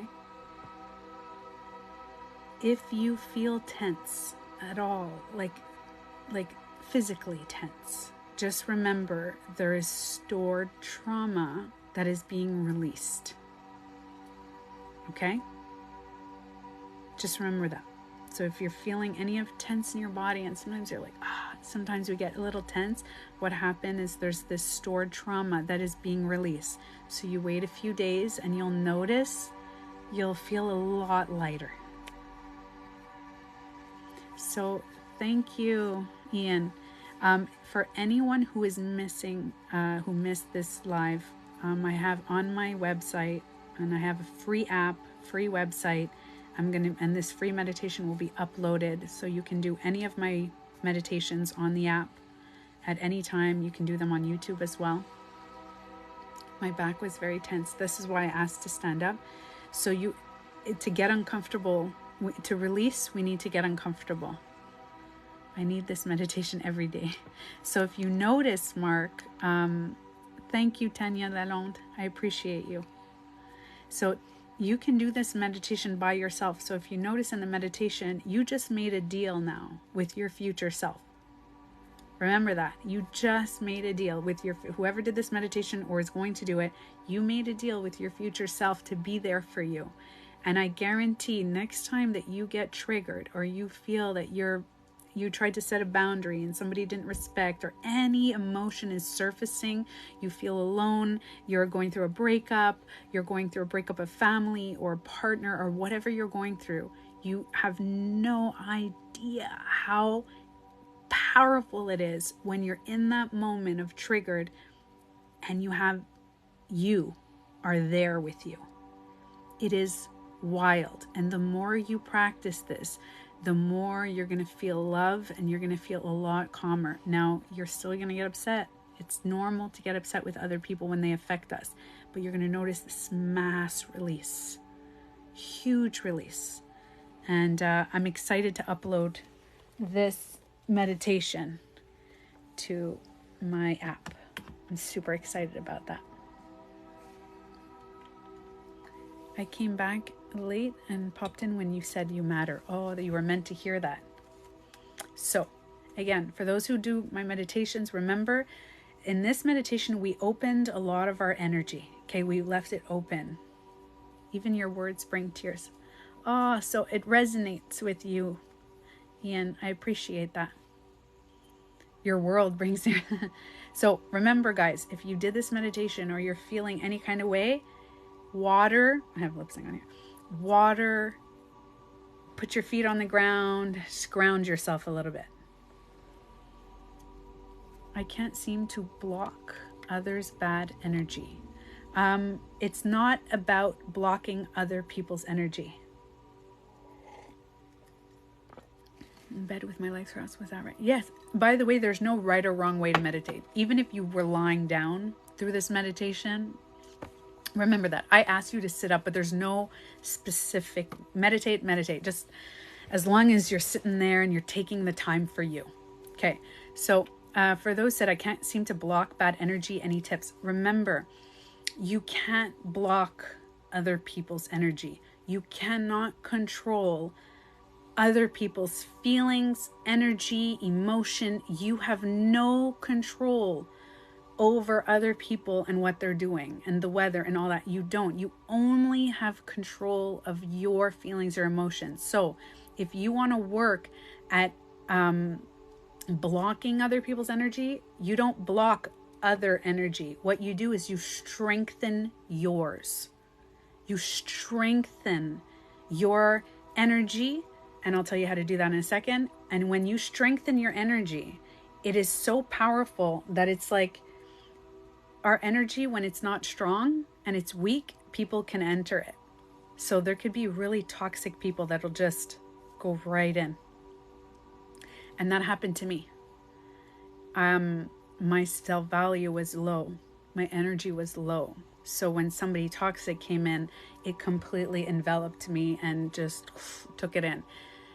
So you do not block other people's energy. You strengthen yours. And by strengthening yours, hi Samson, by strengthening your energy is self-love, self-acceptance, self-value.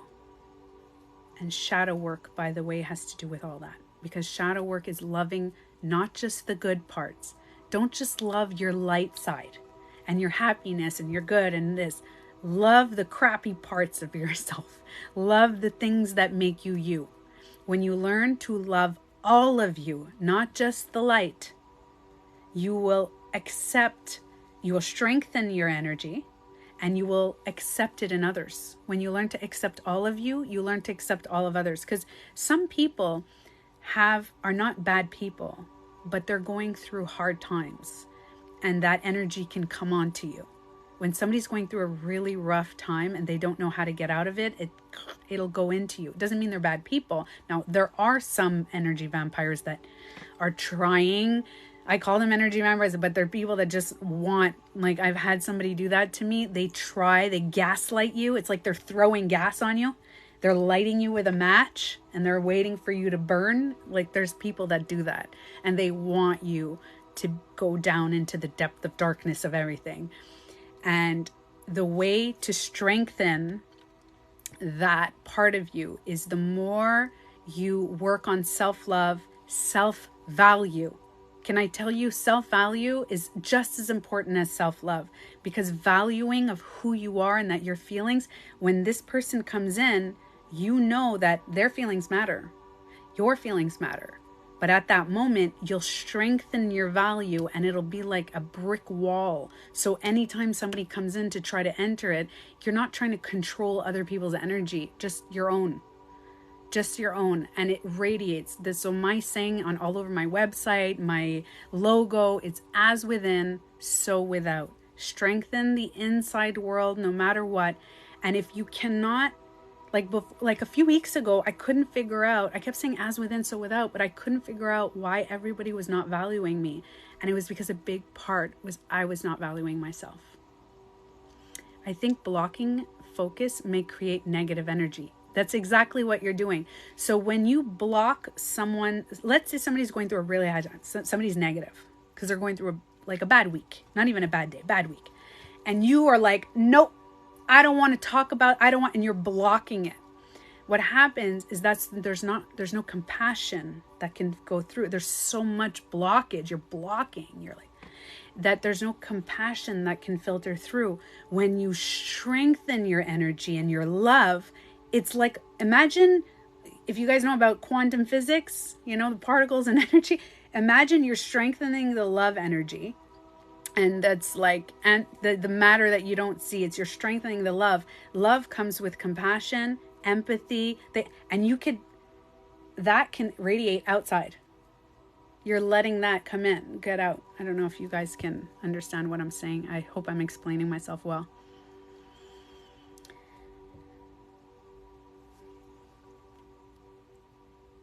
So yes, am I cutting? Everything is okay?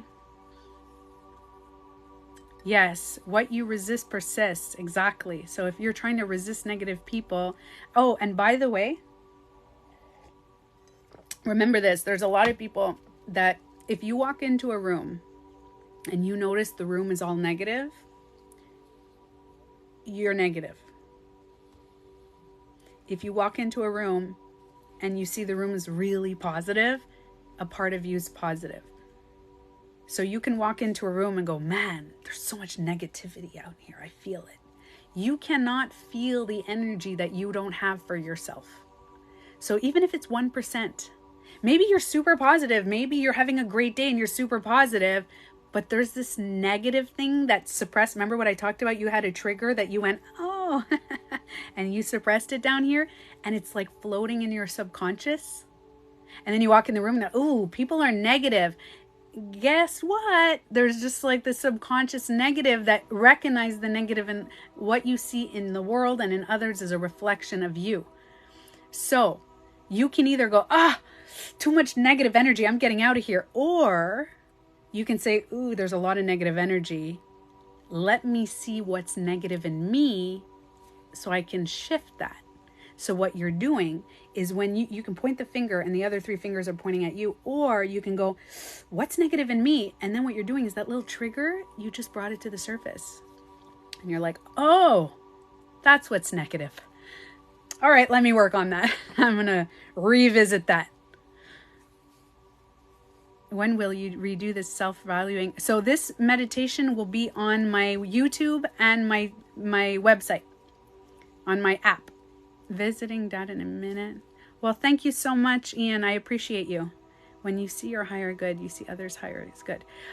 Wait a minute, Mary. That also applies to darkness. So some people judge other people's darkness, but it's because they can't see it in themselves. It's very easy. Hi, Isa. So it's very easy to see the light in people. I'm telling you, it's so easy to see the light. And it's funny because I know there's a lot of spiritual people who walk around and go, oh my God, there's so much love and light in this room and da-da-da. That's because I'm love and light. But when they see darkness, they're like, no, that's not me. Do you understand? Thank you, Ian. I appreciate that. So remember, when you see the light and the beauty in the world, you also see the darkness. But if you learn to love all of yourself, the good, the bad, the ugly, all of the crappy parts of yourself that you think are crappy, that are probably not that crappy, but you think they are. That part, when you start to love it, and then you look at someone else, you won't judge them. You're like, oh, that's their shadow. So what's funny is that I look at people and I see people's shadow, except the people that already see their shadow. Thank you. I am ALJ. I'm not saying that properly. I am Meal. Yes, so it's all aspects of ourselves. But it's so cool because some people are like, no. a lot of people don't want to accept self-projection. They're like, I'm not projecting that. That's not me. I don't do that. That's not how I am, whatever. So, thank you. So you can say that, right? You can say that, but you're literally preventing yourself from healing what's in your subconscious. So you can judge all you want, but then you're not really healing that part. You're not letting it out. You're not becoming the best version of yourself. And I have to tell you, when you do that, when you find that, there's an inner peace that comes because you know who you are. So you can get rattled a little bit with people, but you know who you are. Now, self-projection, remember, it's what you see in the world is a reflection of you. A lot of people mix that up with what you do to people is done to that. Like, I don't know how that gets mixed up. I'm writing a book about self-projection. I get really stuck on that part because I don't understand why. Maybe I have to have a conversation with somebody one day, because people go, I didn't project my abuse. I'm like, no. It's not how people treat you. We have no control on how people treat us. Zero. We can't. You can look at someone and say, you fucking ba-da-da-da-da, and they could look at you and go, or you can go, you fucking ba-da-da-da, and they could hurt you back. You cannot control somebody else. They can have a reaction to you, but you don't know what their reaction is going to be. That's not self-projection. Self-projection is when you point the finger and judge people. It's a part of you. There's a reflection of you that's either from your past, your present, your subconscious, and it's always deep. So people say, I see narcissists. I'm like, ooh, she's such a narcissist.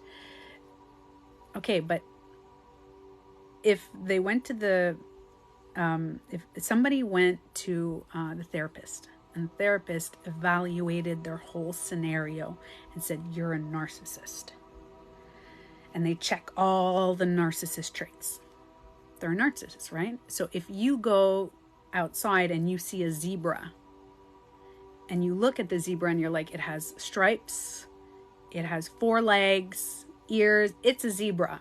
It doesn't make you a zebra. So if you look and they're diagnosed narcissist, it doesn't make you a narcissist. You're stating like, hey, that's a wall. I'm self-projecting a wall. No. That's not self-projection. What do you feel about the wall? What do you feel about narcissists? What do you feel about zebras? It's the feeling that is the self-projection. So what you're feeling about others is always a reflection of how you feel about you. Not how you feel about others. It's how you feel about you. So if a part of you looks and sees negative people all the time, it's not because you're negative. You're negative to you. There's a part of you. So if I see a zebra and I was like, zebras are so cool. They're free. They run fast, that I'm self-projecting. Whatever I feel about it. When I see a zebra, I feel happy. I feel like, wow, when I see, what am I feeling about myself? And by the way, this changes continuously over and over. Self-projection can change moment to moment because we have so much, our brain functions on less than 10%. So here you are. Okay, so you're human. You have, see my nails? Which I should definitely cut. I feel like they're way too long. Okay. So see my nails? That's like 10%. Not even, actually, that's less. But let's say your nail, that's your conscious mind. It's your conscious mind. Yes, it's perceptions. So your conscious mind, every day, what you do consciously is good. You're like, yeah, consciously, I'm this, I'm doing that. But over 90% of how we react every day is subconscious. Over 90%. So a lot of people live in the conscious. They live in the nails. They live with the little conscious and they don't go into their subconscious. If you want to find out and go into your subconscious, learn about self-projections, which, like I said, I'm writing a very small book. It's not going to be too complicated. And I'm going to do exercises and things of how to discover your self-projections, how to figure it out, how to go into it, how to dive deep into it. And I have to tell you, it is so, it's rewarding because the more you own your shit, you can have this amazing relationships with people because you know that other people self-project. That means that when somebody looks at you and is like, you're fucking stupid idiot, and you're like, I'm sorry you feel that way about yourself. You don't say that. Don't say that. That's not very nice. I used to, man. Can I tell you something? When I started learning about self-projection, this was like 2012. I was really getting into it, and I had a fight with a pretty toxic ex. It was 2010. Something like that. Anyway, doesn't matter. So I was arguing with someone, and the guy was like, you're full of shit. You're like this. You're like just self-projection constant. And I literally went in the bathroom as he was talking to me, and I went to get a little mirror, and I was like, okay, continue. Yeah. That triggered. Do not do that to people. Don't do that. Super, like, I was in a very bad place. So although the idea was right, it was not kind. Like, don't do that. Just realize that their pain is like towards themselves. So when you're saying, it's like, just think of the Michael Jackson song, The Man in the Mirror. For those of you who don't mind Michael Jackson, actually. It's cool. Yeah, so don't do that. And it's really funny when you're arguing with people who are, like, my daughter and I are extremely self-projection. So my daughter will go, oh my God, this girl at school is so annoying. Oh my God, I'm so projecting right now. Like, she'll say it, and then, no, damn it, I'm projecting. I think I'm annoying. I do. Sometimes I think I'm annoying. I'm like, do you? And she's like, yes. I think I was annoying today. She's like, yeah, I think I was bothering people. I'm like, but are you sure about that? Like, so it's like completely, this is the conversations of my daughter and I, like, completely owning. And I was like, man, my daughter's only 16. I was like, if I can own my shit when I was 16, I love your hair. Thanks. It's not, I appreciate that because it's way overdue, and I didn't even blow dry it. Lazy today. Yeah. So I think I kind of covered a lot of self-projection stuff. Does anybody have any questions that I didn't answer before I get off the live about the self-projection? There must be questions that you're like, because there's a lot of people that disagree, because maybe they disagree because they disagree, which is fine. I could be wrong. Remember that. Or they disagree because maybe they're misunderstanding. So please, if you want, anybody. Someone called me bitter today. They were self-projecting. 100%. 100%. I was talking about past pain. 100%. That's the perfect explanation of self-projection. If somebody thinks that you are a certain way, you're feeling a certain way, it's a part of themselves. Okay, think about it this way. Whatever comes from your head is your head. Do you know what I mean? It's coming from you. So if you think and feel that somebody else is like, I think she's bitter. You seem bitter. That means that the person that's calling you bitter is going into their brain, connecting with the bitter side of themselves and recognizing it in you. They're like, oh, you're being bitter. So that person might feel bitter towards themselves. Maybe they're feeling bitter at the moment. Once you understand your own shit, that's when you see it all clearly, big time. How can we learn? So how can we learn? Like I said, I'm writing a lot. I know it's very detailed. It's very hard to write a book of self-projection. And I've been looking for books online. I didn't find any books. So I'm really working hard on it. Is projective identification the same as projection? I do not know. Actually, let me screenshot that. Hold on. I just screenshotted that. I'm going to find out for you, Mary Cat. I don't know that. That's good for the book. Good to know. I do not know I don't know that word. Well, I know projective identification could be of self-projection. My husband said, are you drinking? I've been sober for 10 years. That hurt. Okay, so if somebody is saying something, it could be like, are you drinking? It could be, it's very deep. When you go into self-projection, remember, it's what you feel. So what did he feel was a projection of himself. Oh yeah, see, Power Panther, I got to answer that. So Power Panther wrote, so I wasn't bitter, but should I examine myself? So here's the thing, okay? This is where it gets tricky, okay? So people are self-projecting all the time, constantly, okay? So if somebody, I don't know when the book is coming out, when I'm not sure, but I'm going to put it on an ebook first. So even if it's not, you guys will have access to it. Anyway, so if somebody's self-projecting to you, okay, so let's say somebody said, you're bitter.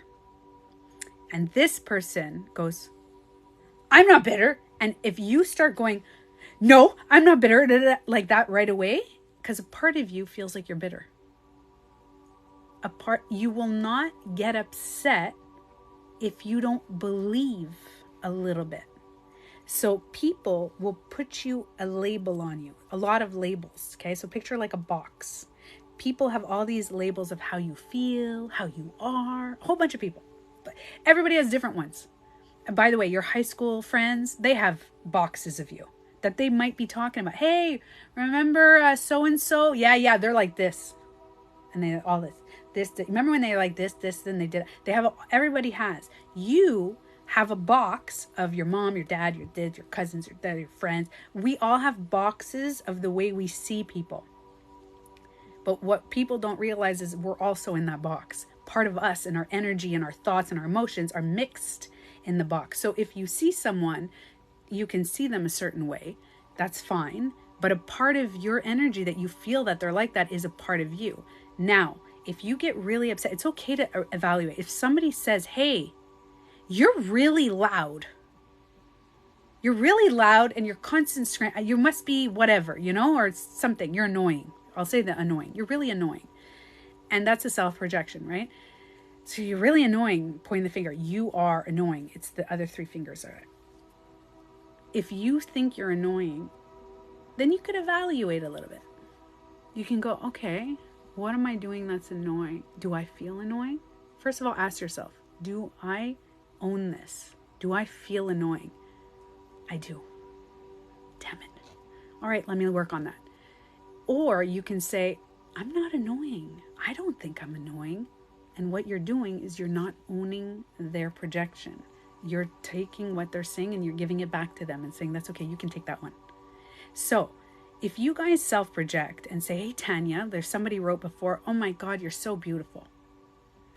And I said at the beginning of the live, what you see in me is a reflection of you. So that person may have felt beautiful. So I can take what I want. So if somebody says, you're really ugly, I can take it, or I can just give it. You're ugly. Or if somebody says you're beautiful, so I get to pick and choose people's projections of me. I can choose. Now, in my past, can I tell you, I saw the movie, what is that movie called? It's one of my favorites there, Julia Roberts. Guys, help me out. Julia Roberts, famous. Richard Gere. Guys, I'm stuck. Oh my God, how do I not? Pretty Woman, thank you. I was waiting. I was like, it's a little delayed. Pretty Woman, thank you guys. Yeah, everybody's like, Pretty Woman, all in one shot. All right, so I don't know if some of you guys remember this scene in Pretty Woman.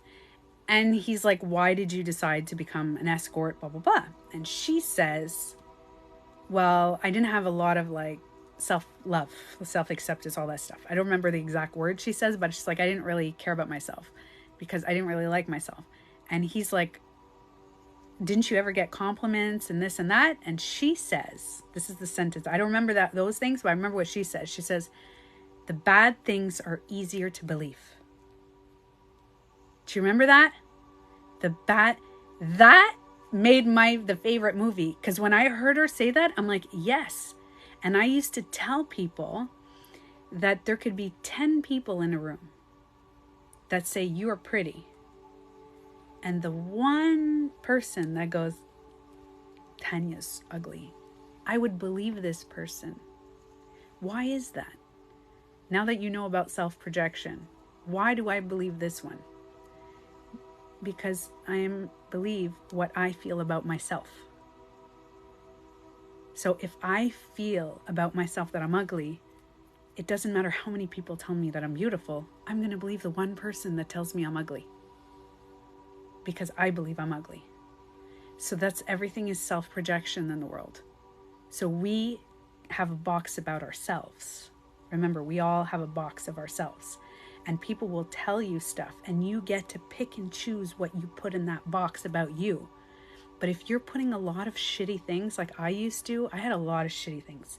I had loud, annoying, drama queen, problem child, can't shut up.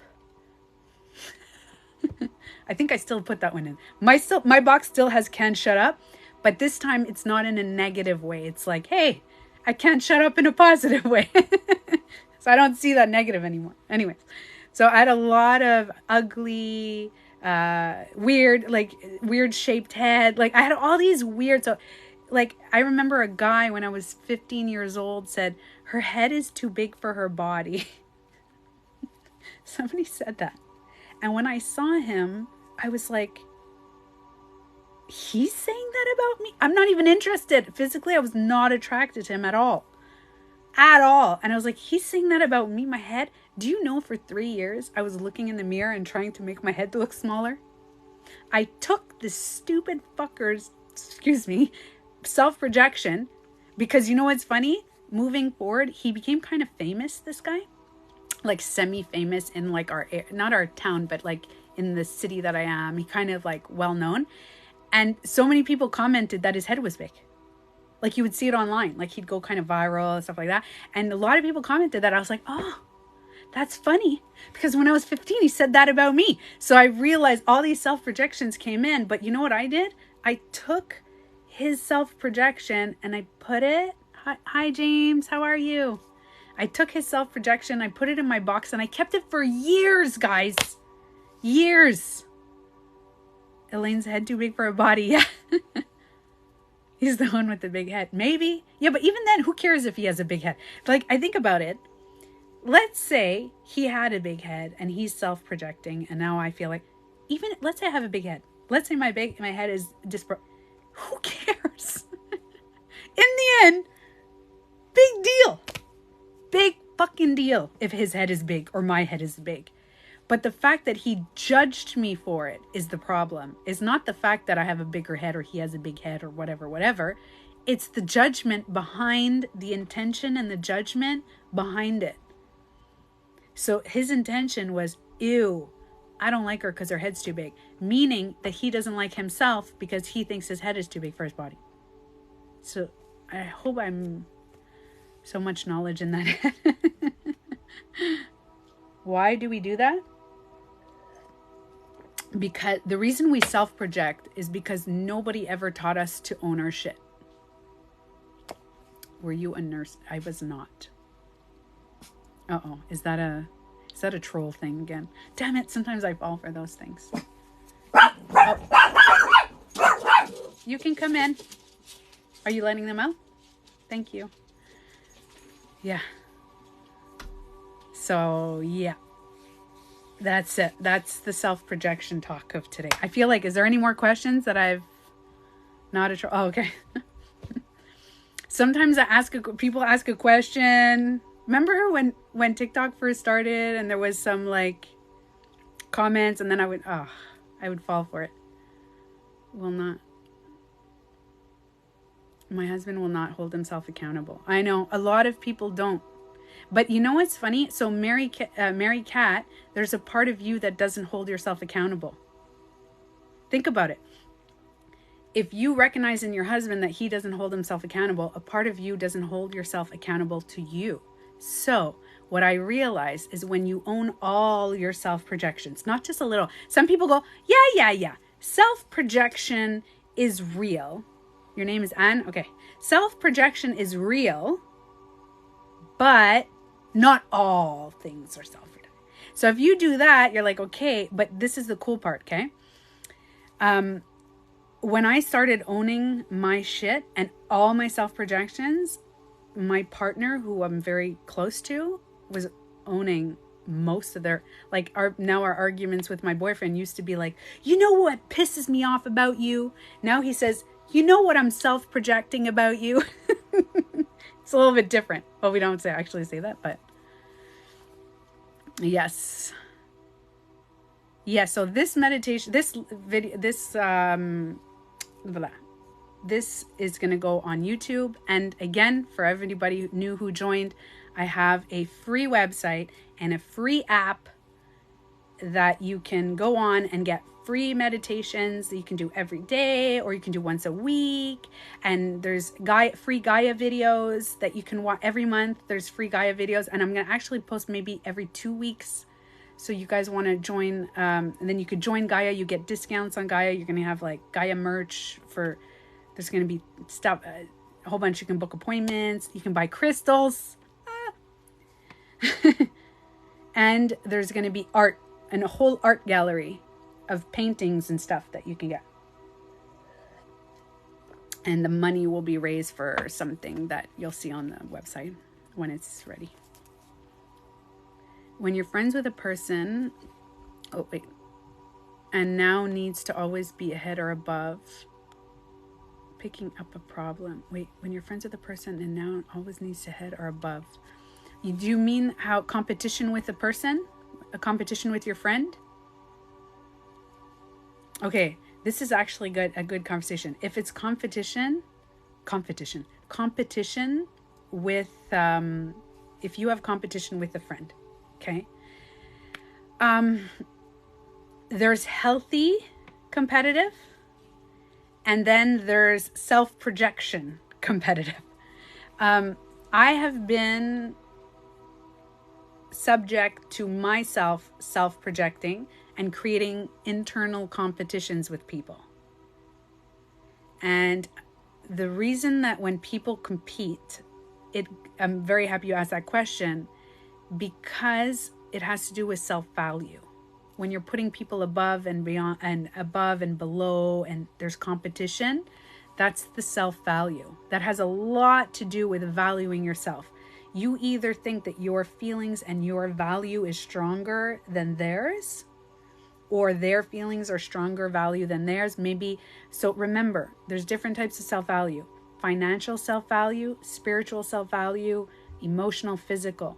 So if you were in competition with a friend, do you think that your financial value? I had a friend who was constant. It was weird. It was like this financial competition. It was really weird.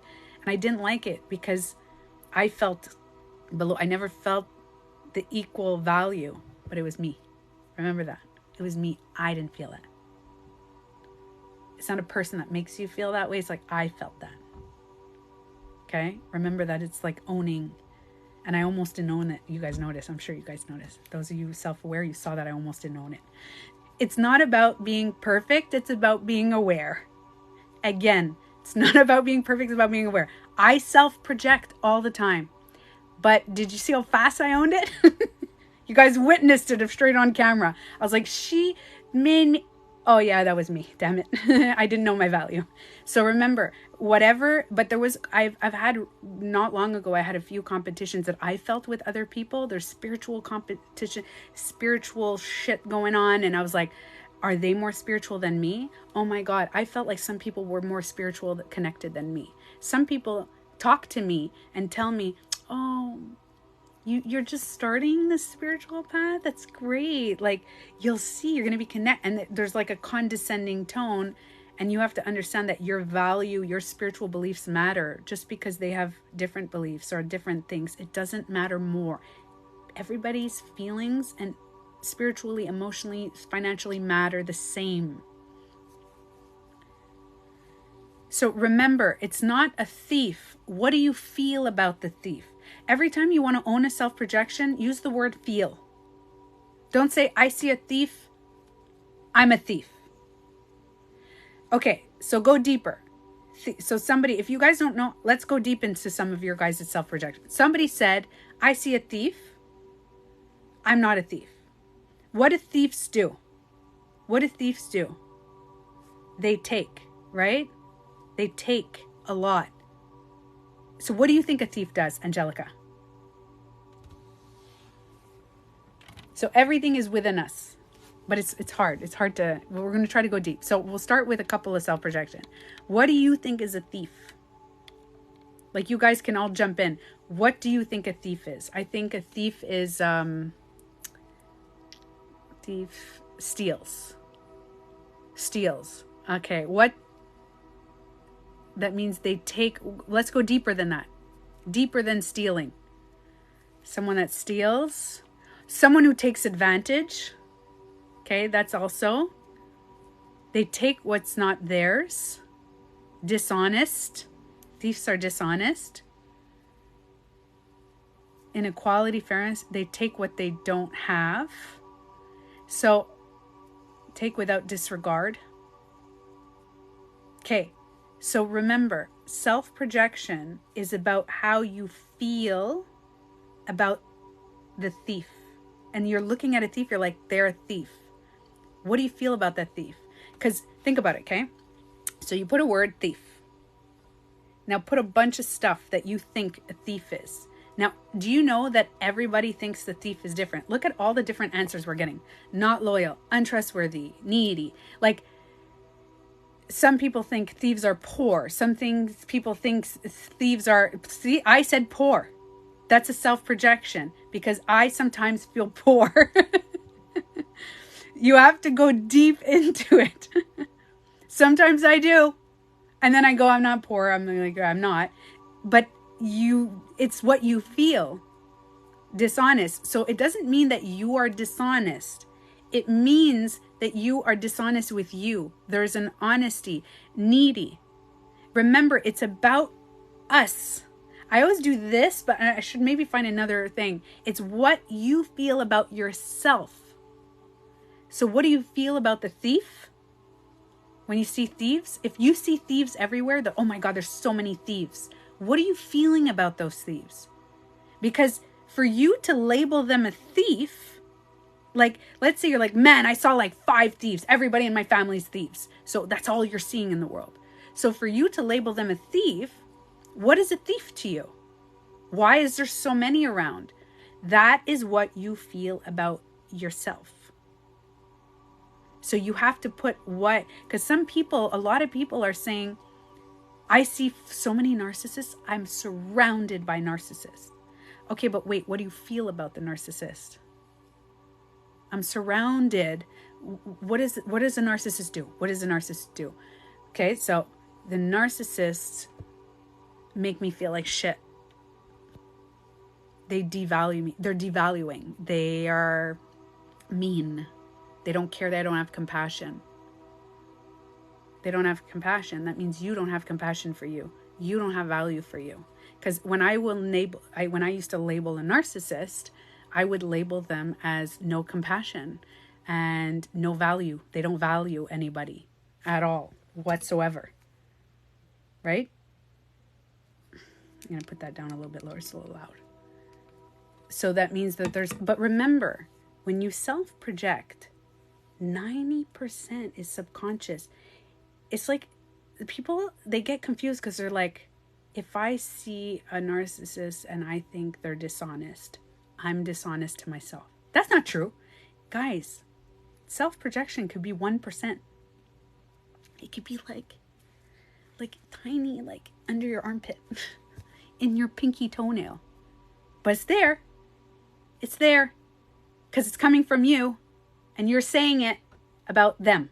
It's coming from your body, your mind, your soul, your consciousness, your feelings, your you. Whatever you are saying and talking about other people is coming from you.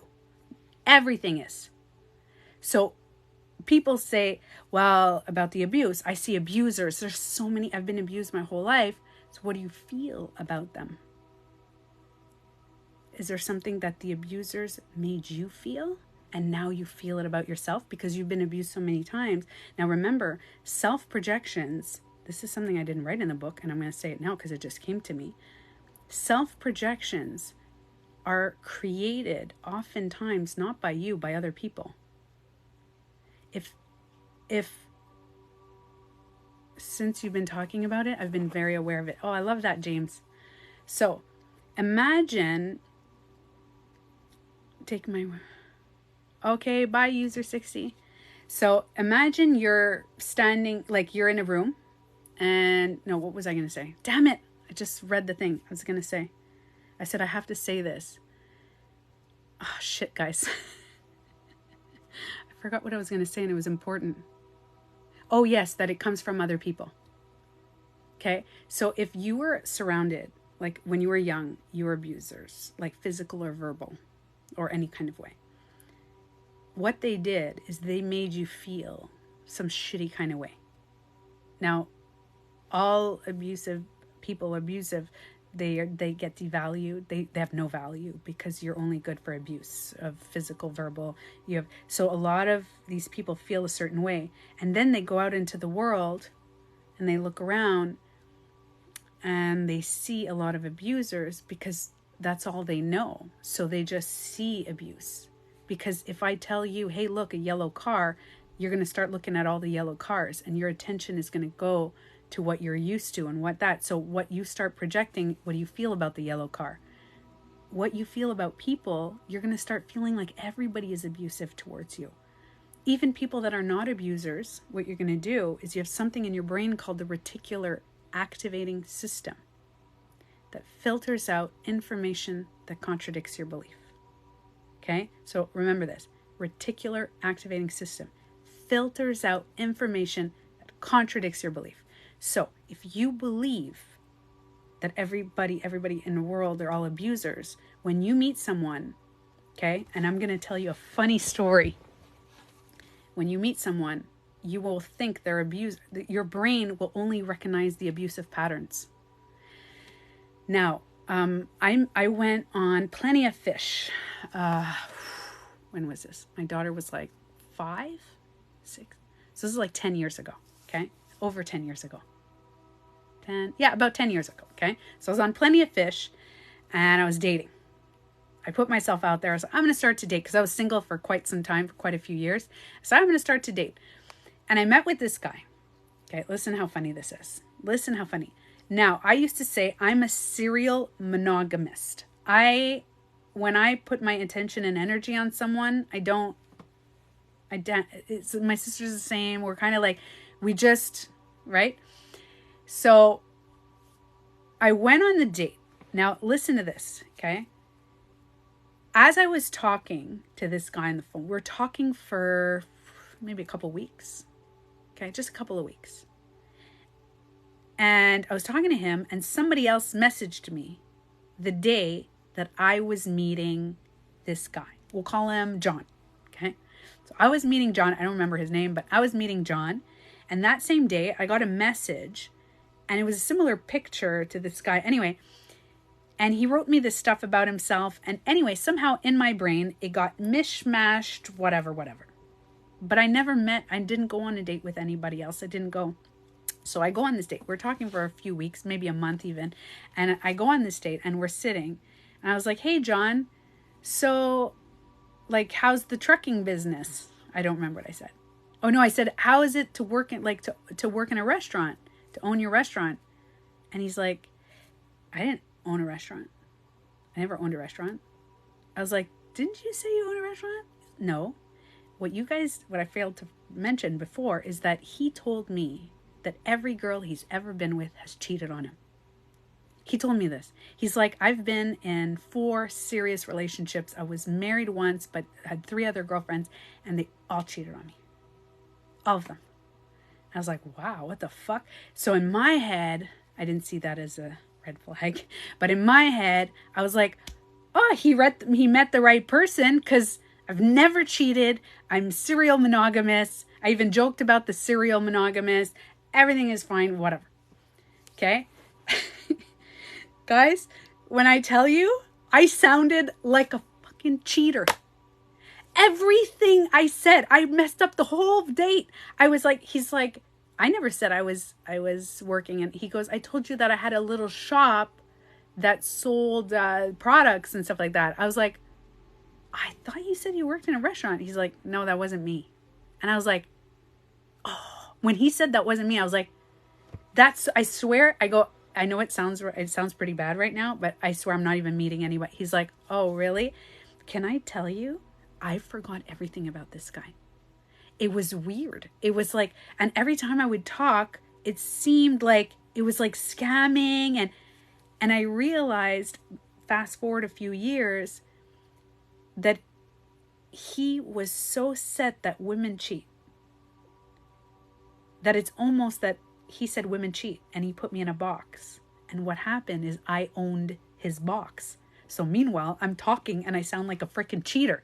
And I will always remember this, because when I left the date, I'm like, bye. He's like, bye, see ya. He thought I was some like, dating all kinds of guys, cheat. Like, I have to tell you, it was really funny because I left there going, well, that's funny. He totally created this reality. Because I wasn't at all, but he completely created this reality. And then I thought, wow, how many times have I created a reality? And I met someone and totally projected onto them. It's a narcissist trait to make you question your sanity. Yeah, it could be, but I don't know. I didn't know him well enough. But I'm just letting you guys know. People are asking me. So I'm just letting you guys know what we feel, we're going to reflect it all over the world. And that's all we're going to see. So if you're focused on everybody's narcissists, everybody's abusers, everybody's cheaters, everybody's like this, there's so many out there, so many. It wasn't meant to be from day one. I know, not at all. But if you think that of people, how everybody's like this and everybody's like that, then you're going to notice in everyone. You're going to see it in the world. Because it's coming from you. It's hard for me to believe couples love each other. Is it, well, if you think that that's a projection of you, there's a part of you that doesn't love you. A part.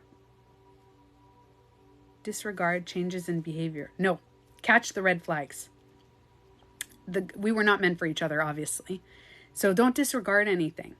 Just own your shit. That's all it is. If he would have owned his shit, it might have gone different. I didn't own my shit back then either, anyways. You know what's funny? I need to cut them, but thank you. I keep biting my nails. I know. I have to tell you guys, it's weird because I've never had nails like this. Side note, I think it's my B12. I'm taking vitamin B12 and my nails, I cut them every week. I'm cutting. B12 vitamins, guys. Placebo effect, maybe. Try not to label it. And it's okay. Remember, Jennifer, if what you wrote is perfect. I try not to. We try. Try to own our shit. What part did you play in that, if any? What do you mean, what part did I play? Oh, in the date? I don't know what part I played. It was too long ago. If it happened recently, I could have told you because I'm very internally self-reflective right now, but it was so long ago that I couldn't tell you. I thought you were logging off, so I left. Oh, I was manifesting. Was his manifesting stronger than yours? Yes and no. Remember, guys, you can manifest, but what is not meant for you will... Like, look, I was trying to manifest a house on the water, an apartment by the water. I manifested it. I went yesterday. It was perfect. It was so beautiful. I told you, a bunny rabbit didn't even run away. I think because it was pooping, but whatever, that's besides the point.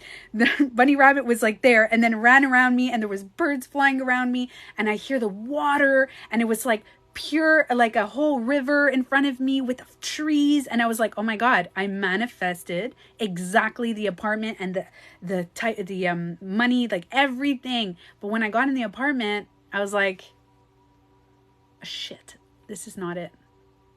Like, it wasn't it. I'm looking, I was like, no washer dryer connections, not even in the building. I was like, not even a connection or in the building. I have a daughter that likes to do a lot of laundry. She's a super laundry person. She likes everything. I like to wash my sheets pretty often in my bed. I was like, what am I going to do?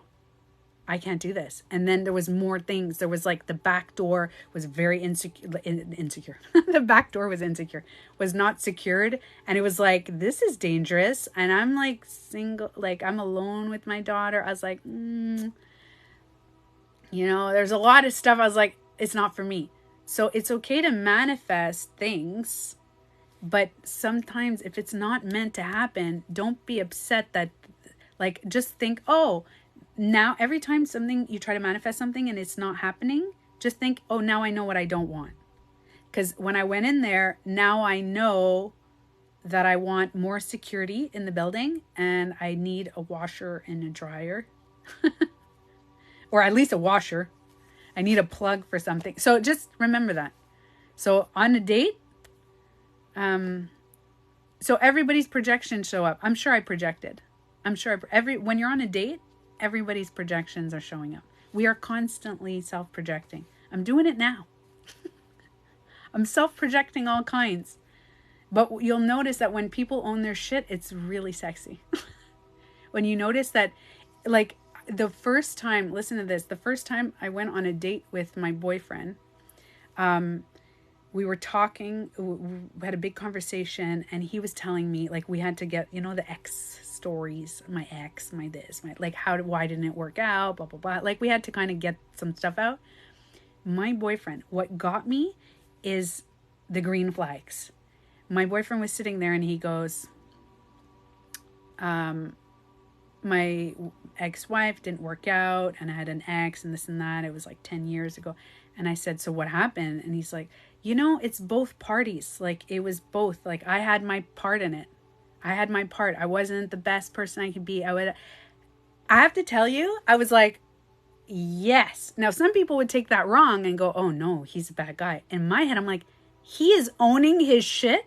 He's not going, oh, my ex did this, my ex did that. It was like, listen, I played a big part in it and I was not in a space and blah, blah. And I was like, that to me is like, when you own your shit, that's a turn on to. I was like, fantastic.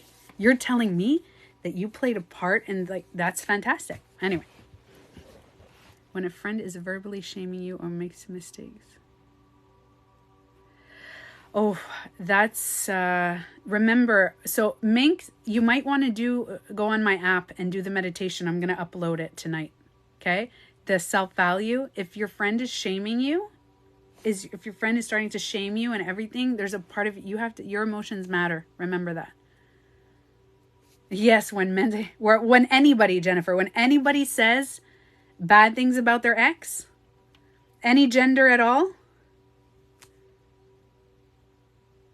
easy with the, oh no, oh dear, no way, you need, okay. That's, I find it's not good to talk about exes for most parts. So Mark, I think that's a generational thing. I do. I strongly think that's a generation. Okay, this is actually a good part. So there's some people who believe that we shouldn't talk about your past and your exes and your stories. Some people believe you should. And I think there's a healthy balance. I think some people who only bring up, hey, my ex used to that. Remember my ex and my ex is this. And in my past relationship, that's like extreme other side. And then there's some people that say nothing. And there's a generation I was talking about, like, it's like the late millennials and Gen X and the boomers and all that. They're like, no, we can't talk about, like, but there's a little bit of a red flag when you don't talk about anything about your past, because what you're doing is like, you're just concealing completely anything. So I think there's a healthy balance that you can say, hey, I played this part in the mistake that I made then, and then, because it always comes out, especially, oh yeah, that's true, Mark. Don't compare. The comparing is the worst. That's where it's unhealthy, like you said. You got to ask them, did you work on? Yeah, so I think when people own their shit, remember, it's never about being perfect. It's about being aware. But on that note, I'm going to let you guys go. Self-reflection and balance, exactly. So I'm going to let you guys go because I was very busy today and I didn't finish all my work and I have to send some emails out and do some stuff before it's too late for some clients and things like that. What else was I going to say? Yeah, and I'm going to upload this meditation. So for those of you who don't know, again, my website is TanyaBeautyCoach.com. And as soon as you go on the website, you can see the little app. You don't have to get the app. You can just go on my website or you can go on my YouTube. But if you want like daily meditations or weekly meditations that you can go on and everything, and it's going to be on the app and on YouTube. I'm still putting them on YouTube. And yeah, by the way, when you go on my app or even on my website, you get free access. And I'm working a lot. Gaia went cold, like for a long time. Gaia was out because there was a lot of stuff going on. Gaia.com. I'm sure a lot of you guys know about it. But they're back on and we're back working together. And we're going to be doing a lot moving forward. I'm going to have videos with Bruce Lipton and Joe Dispenza. You guys are going to see videos together. It's exciting. I like doing stuff like this. I know it sounds corny. My daughter walked in exactly when I was like, Bruce Lipton, Joe Dispenza. And she's like, you know, that cringy teenager, like, oh my God, Mom, I hope my friends are not on your live. So I kind of made a funny little... I feel sorry. I embarrassed her. All right, guys. I love you guys. And